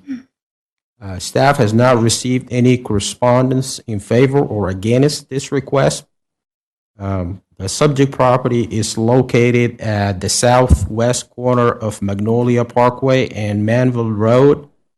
The subject property is surrounded by the City of Pearland ETJ from the north as well as from the south side. Pharmacy zone plan development on the east side and an undeveloped tract zone general business on the west side. The subject property is designated as major node on the future land use plan, which is intended to concentrate local retail, offices, services into nodes centered at the intersection of major thoroughfares instead of continuous commercial strips. This slide here presents the proposed site plan provided by the applicant. It reflects the development of 6,800 square feet convenience store with a gas station and 34 parking spaces with 1 point of access to each street. This is the proposed landscape plan, and the next 2 slides will show the proposed facade elevations. This one, as well as this facade elevation, this is for the canopies that will be there. Moving on, this slide here shows a summary of the code conformity table, and you can see the proposed use is in conformance with the comprehensive plan, with the thoroughfare plan, with the Unified Development Code, as well as city utilities are also available for this use. I have included this slide to give the council and the commission perspective about how many gas stations are within the surrounding, within a half a mile. I'm sorry, within a mile, mile and a half, and 2 miles from the subject property. You can see there are about 1 gas station within a mile and 3 gas stations within a mile and a half. Just moving on, here's the a slide shows how the proposed use meets the criteria for approval for a conditional use permit. You can see the proposed use is in conformance with the comprehensive plan as well as the utilities.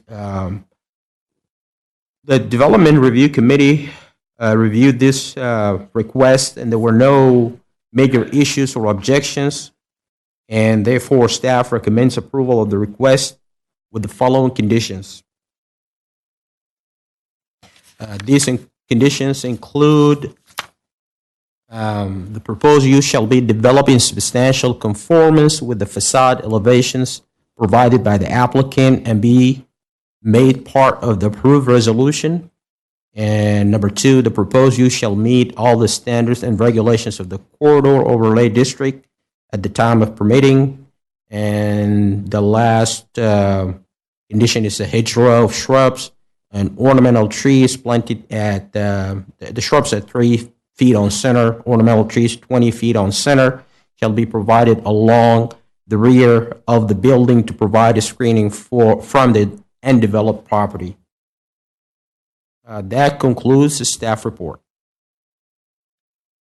Moving in our agenda to item number 2, which will be an opportunity for the applicant to make a presentation. And thank you for waiting, and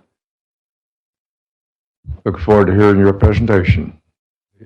Remember the name and address and where you live. Hello, my name's Colton Morgan, and I'm with Kimley Horn, address being 1400 Woodlock Forest Drive, The Woodlands, Texas, 77380. I'm here representing the applicant for this site. I don't have any additional presentation at this time. I just wanted to know that we have no objections to the conditions that have been set forth by the staff. Staff did a great presentation putting that together. Like I said, we've got no objections, and we plan to meet those. Good. I appreciate that. Moving to item 3, person wishing to speak for or against the proposed request. I'll ask Councilmember Perez if he'll at least offer that opportunity. Thank you, Mayor. Is there anybody in the audience who would like to speak either for or against this proposed CUP? Any member of the audience would like to speak either for or against this proposed conditional use permit? Or final time, is there any member of the audience who would like to speak either for or against this proposed conditional use permit? Looks like we're good, Mayor. Okay, moving to item B, Planning Commission, City Council, and the staff discussion. Starting with the Planning Commission. Mr. Chairman. Any comments? Comments? Other than the fact that we have a ton of gas stations in the city of Pearland, I don't have an issue with it. I guess the only concern I have on this one, the reason the applicant's here on the first place is because there's CUP requirement. I think due to another gas station on another one of our major roads that caused problems with the neighbors with lighting. One of the additional conditions I would add is that lighting on this property be downward facing only, and especially not pointed toward the residents on County Road 589.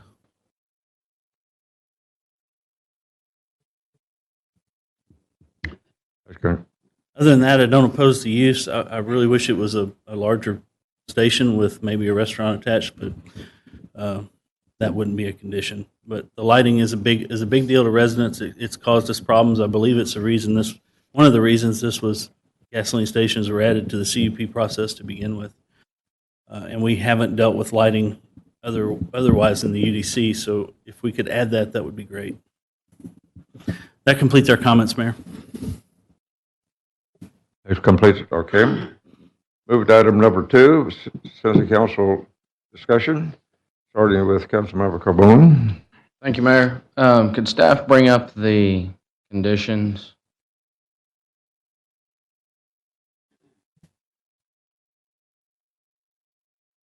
So those 3 conditions don't match what's in the write-up. Right, I'm seeing facade, the hedgerow, and then lighting fixtures in the write-up. And then this is not mentioning lighting, but talking about the corridor overlay district. That is correct. The lighting is covered under the corridor overlay district, and so that's why we thought that having this proposed development meet the requirements of the corridor overlay district will take care of the lighting, the outdoor lighting as well. Okay. We don't mind having an extra a condition that will make sure that the light will be done right. Okay. I guess I want to be on the same page as to what we're going to be voting on. When we've been presented with one, we see another. But no matter, even if we don't have this condition, do they not still have to develop according to the corridor overlay district? Yes, they will have to develop in accordance with the overlay district. So why have it? I mean, why not, or why not add that they're going to have to develop for the UDC or the fire code or anything else? I mean, it seems like it's redundant. Well, the only reason is because we're including the elevations, and so the elevations will be part of the resolution, and that covers everything that is basically not covered in the elevations. Council member, the condition for lighting in the ordinance that was drafted for your consideration speaks to the type or model of infrastructure used, so that would tie in to the area, not specifically to how those lights would be shaded. Now, I believe there is other regulations in the CUP that you don't or the UDC that you don't shine across in other people's yards. But specifically, this condition speaks to the specific type of facility used. Which one are we voting on, though?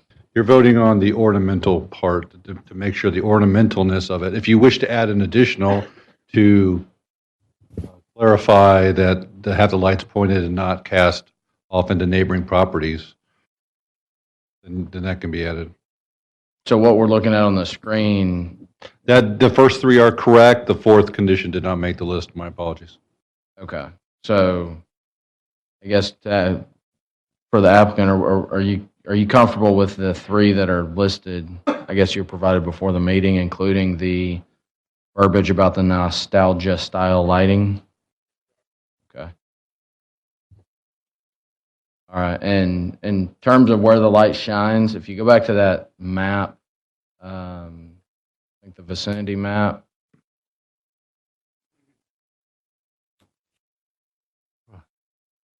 Right there, that black and white dotted line, what does that represent? I'm sorry, which one? The black and white dotted line around the residences on County Road 589? That's the city boundary, the Right. ETJ bound. Okay. So I don't really care if we shine over there. The owner of the property, Ms. Evans, might have an interest in the PUD across the street. That is a proposed townhome community that we're viewing, but it may be blocked by that CVS, so. Right. So I'm good with that. That's all my comments, Mayor. Councilmember Reed. No comment, Mayor. Councilmember Perez. Thank you, Mayor. One, I'd like to say, I think it just highlights our need to revisit the lighting ordinance or lack thereof in our UDC. That's probably something that we need to propose to have on a future agenda. I have issue with the tying the elevation into the CUP.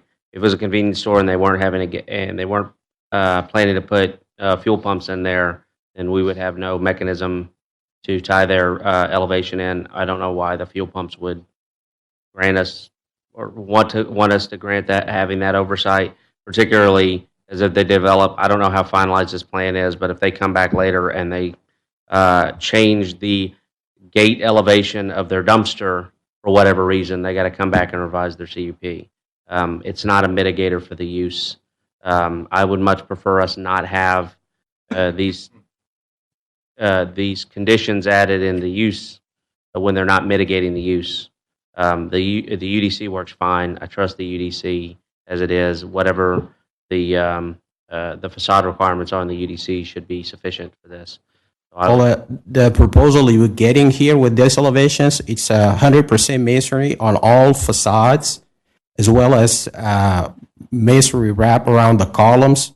These are not covered in the UDC. the masonry wrap around the columns are in the corridor overlay. But I mean, in my opinion, it doesn't mitigate the use. We're trying to require them to have a higher quality development because they're adding the fuel pumps, and I don't think that's specifically what we've talked against about when we changed the CUP. It's not a mitigator for the use. We're not going to try and use this we shouldn't use this as a modified PD. We say yes to the use. If we say yes to the use, then they've just followed the UDC as written. That's my opinion. I would prefer that we remove the condition about the site plan. It adds too much rigidity, and if they come back and change this for any reason, if they add a door, they got to come back to us. That's how it would be interpreted. So I don't think it's necessary. Hernandez. Thank you, Mayor. I have no comments on this item. Thank you. Councilmember Little. Given that none of the residents that live nearby came out and objected to it, I have no problem with the use. Councilmember Moore. No issue, Mayor. Councilmember Owens. I don't have an issue with it. Okay. Staff having to wrap up comments? No, sir. Okay, let's move into item C, which is City Council new business. Councilmember Perez, would you present this for our consideration? Thank you, Mayor. Consideration and possible action, resolution number R 2018-CUP 18-00024. So moved. Second. We have a motion and a second on the floor. Madam Secretary, we do have a motion for your consideration. Mayor, before we move forward, just have a question I need to ask of legal. If, as of right now, we're passing the resolution as it was written in the write-up, correct? So if I would like to remove the provision of tying in the elevations that were included in the application, do I need to do that by amendment? Yes, you would. All right, so I'd move to amend the motion to remove the provision that the facade or the elevations be tied to the CUP. Second. We have a motion and a second to remove the facade. Any question or comment from the council? We have a motion and second for consideration, Madam Secretary. Councilmember Perez, how do you vote? Aye. Councilmember Hernandez? Aye. Councilmember Little? Aye. Councilmember Moore? Aye. Councilmember Owens? Aye. Councilmember Carbone? Aye. Councilmember Reed? Aye. Motion passed 7-0 as amended. The amendment passed. Now we have to vote on the motion. Okay, we have amended motion on the floor. Does the council have any question or comment on that item? Madam Chair, we have amended motion on the floor for your consideration. Councilmember Perez, how do you vote? Aye. Councilmember Hernandez, how do you vote? Aye. Councilmember Little? Aye. Councilmember Moore? Aye. Councilmember Owens? Aye. Councilmember Carbone? Aye. Councilmember Reed? Motion passed 7-0 as amended.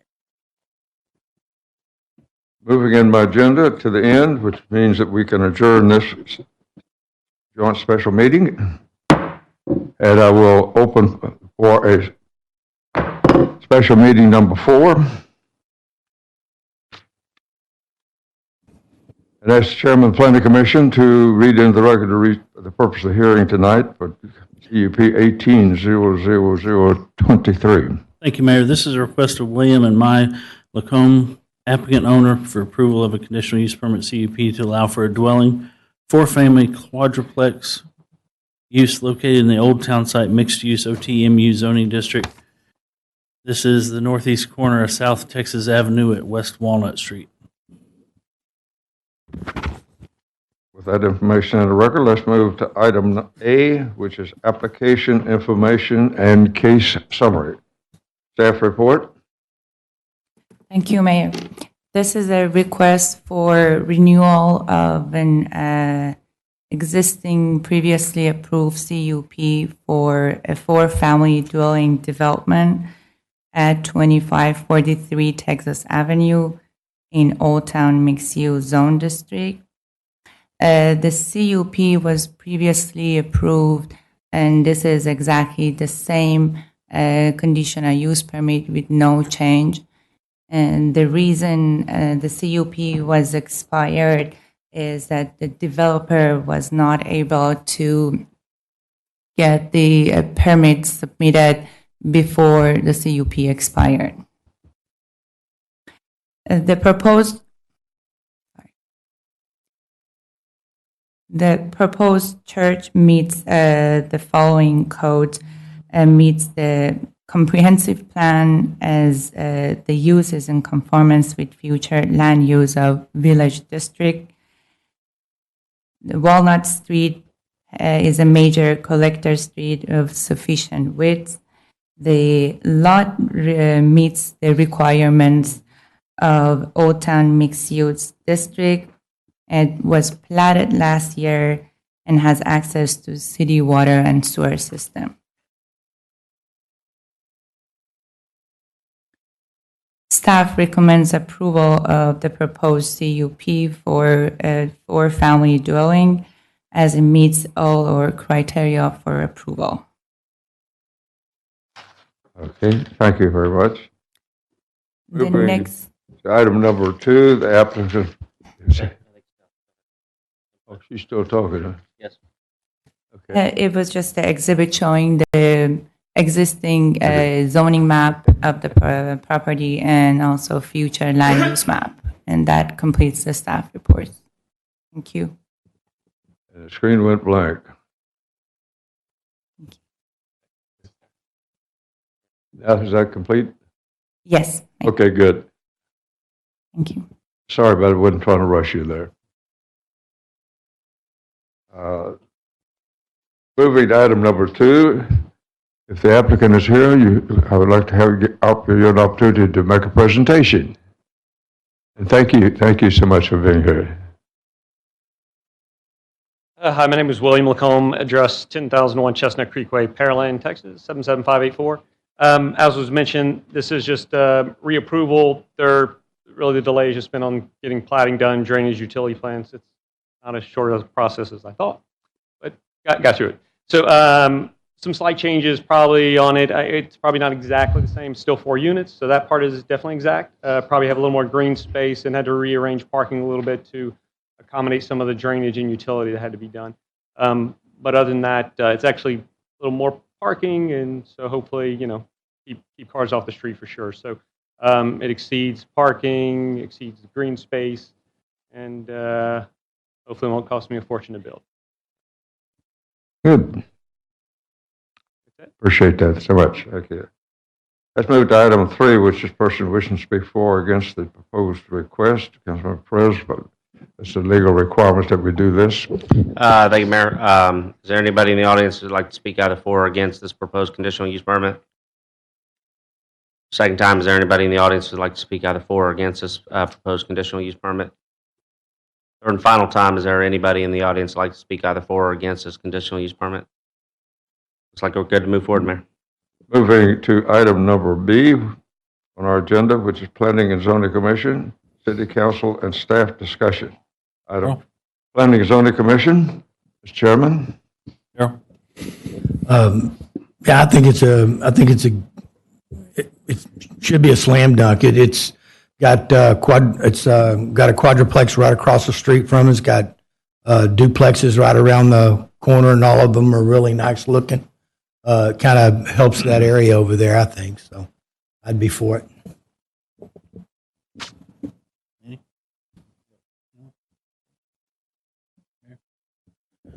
Mayor, there's no further comments.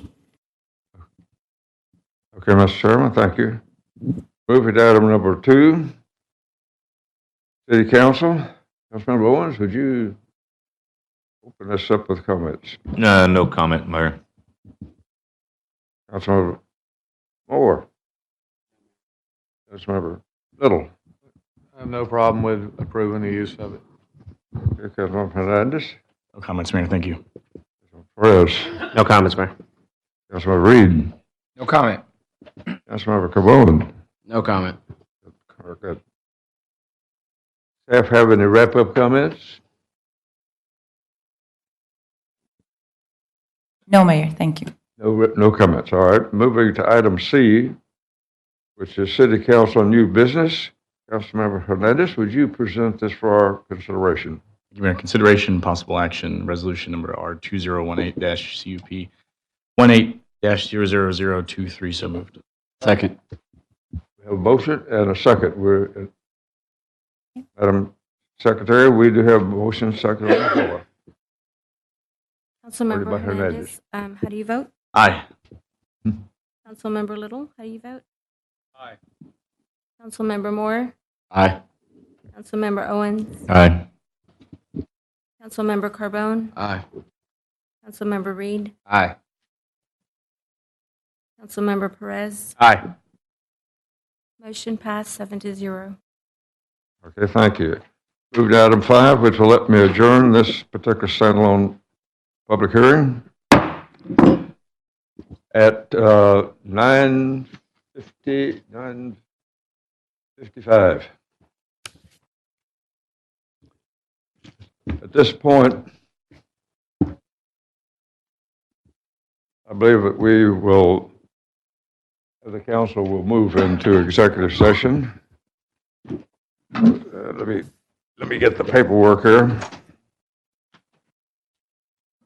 Let me open a call to order, executive session under Texas Government Code, Section 551.074 for personnel matters regarding the annual evaluation of the municipal court judge, and Section 551.074 for personnel matters regarding the annual evaluation of the city attorney. Obviously, in executive session, we can discuss these issues with the people who are approved to be in executive session, but we cannot make a decision in executive session. But when we have made the decision, we will come back to open session in which we will make the motion to address the issues. This time, we will reserve into, looking at my clock here, it's coming at an angle, 10:52, 9:52.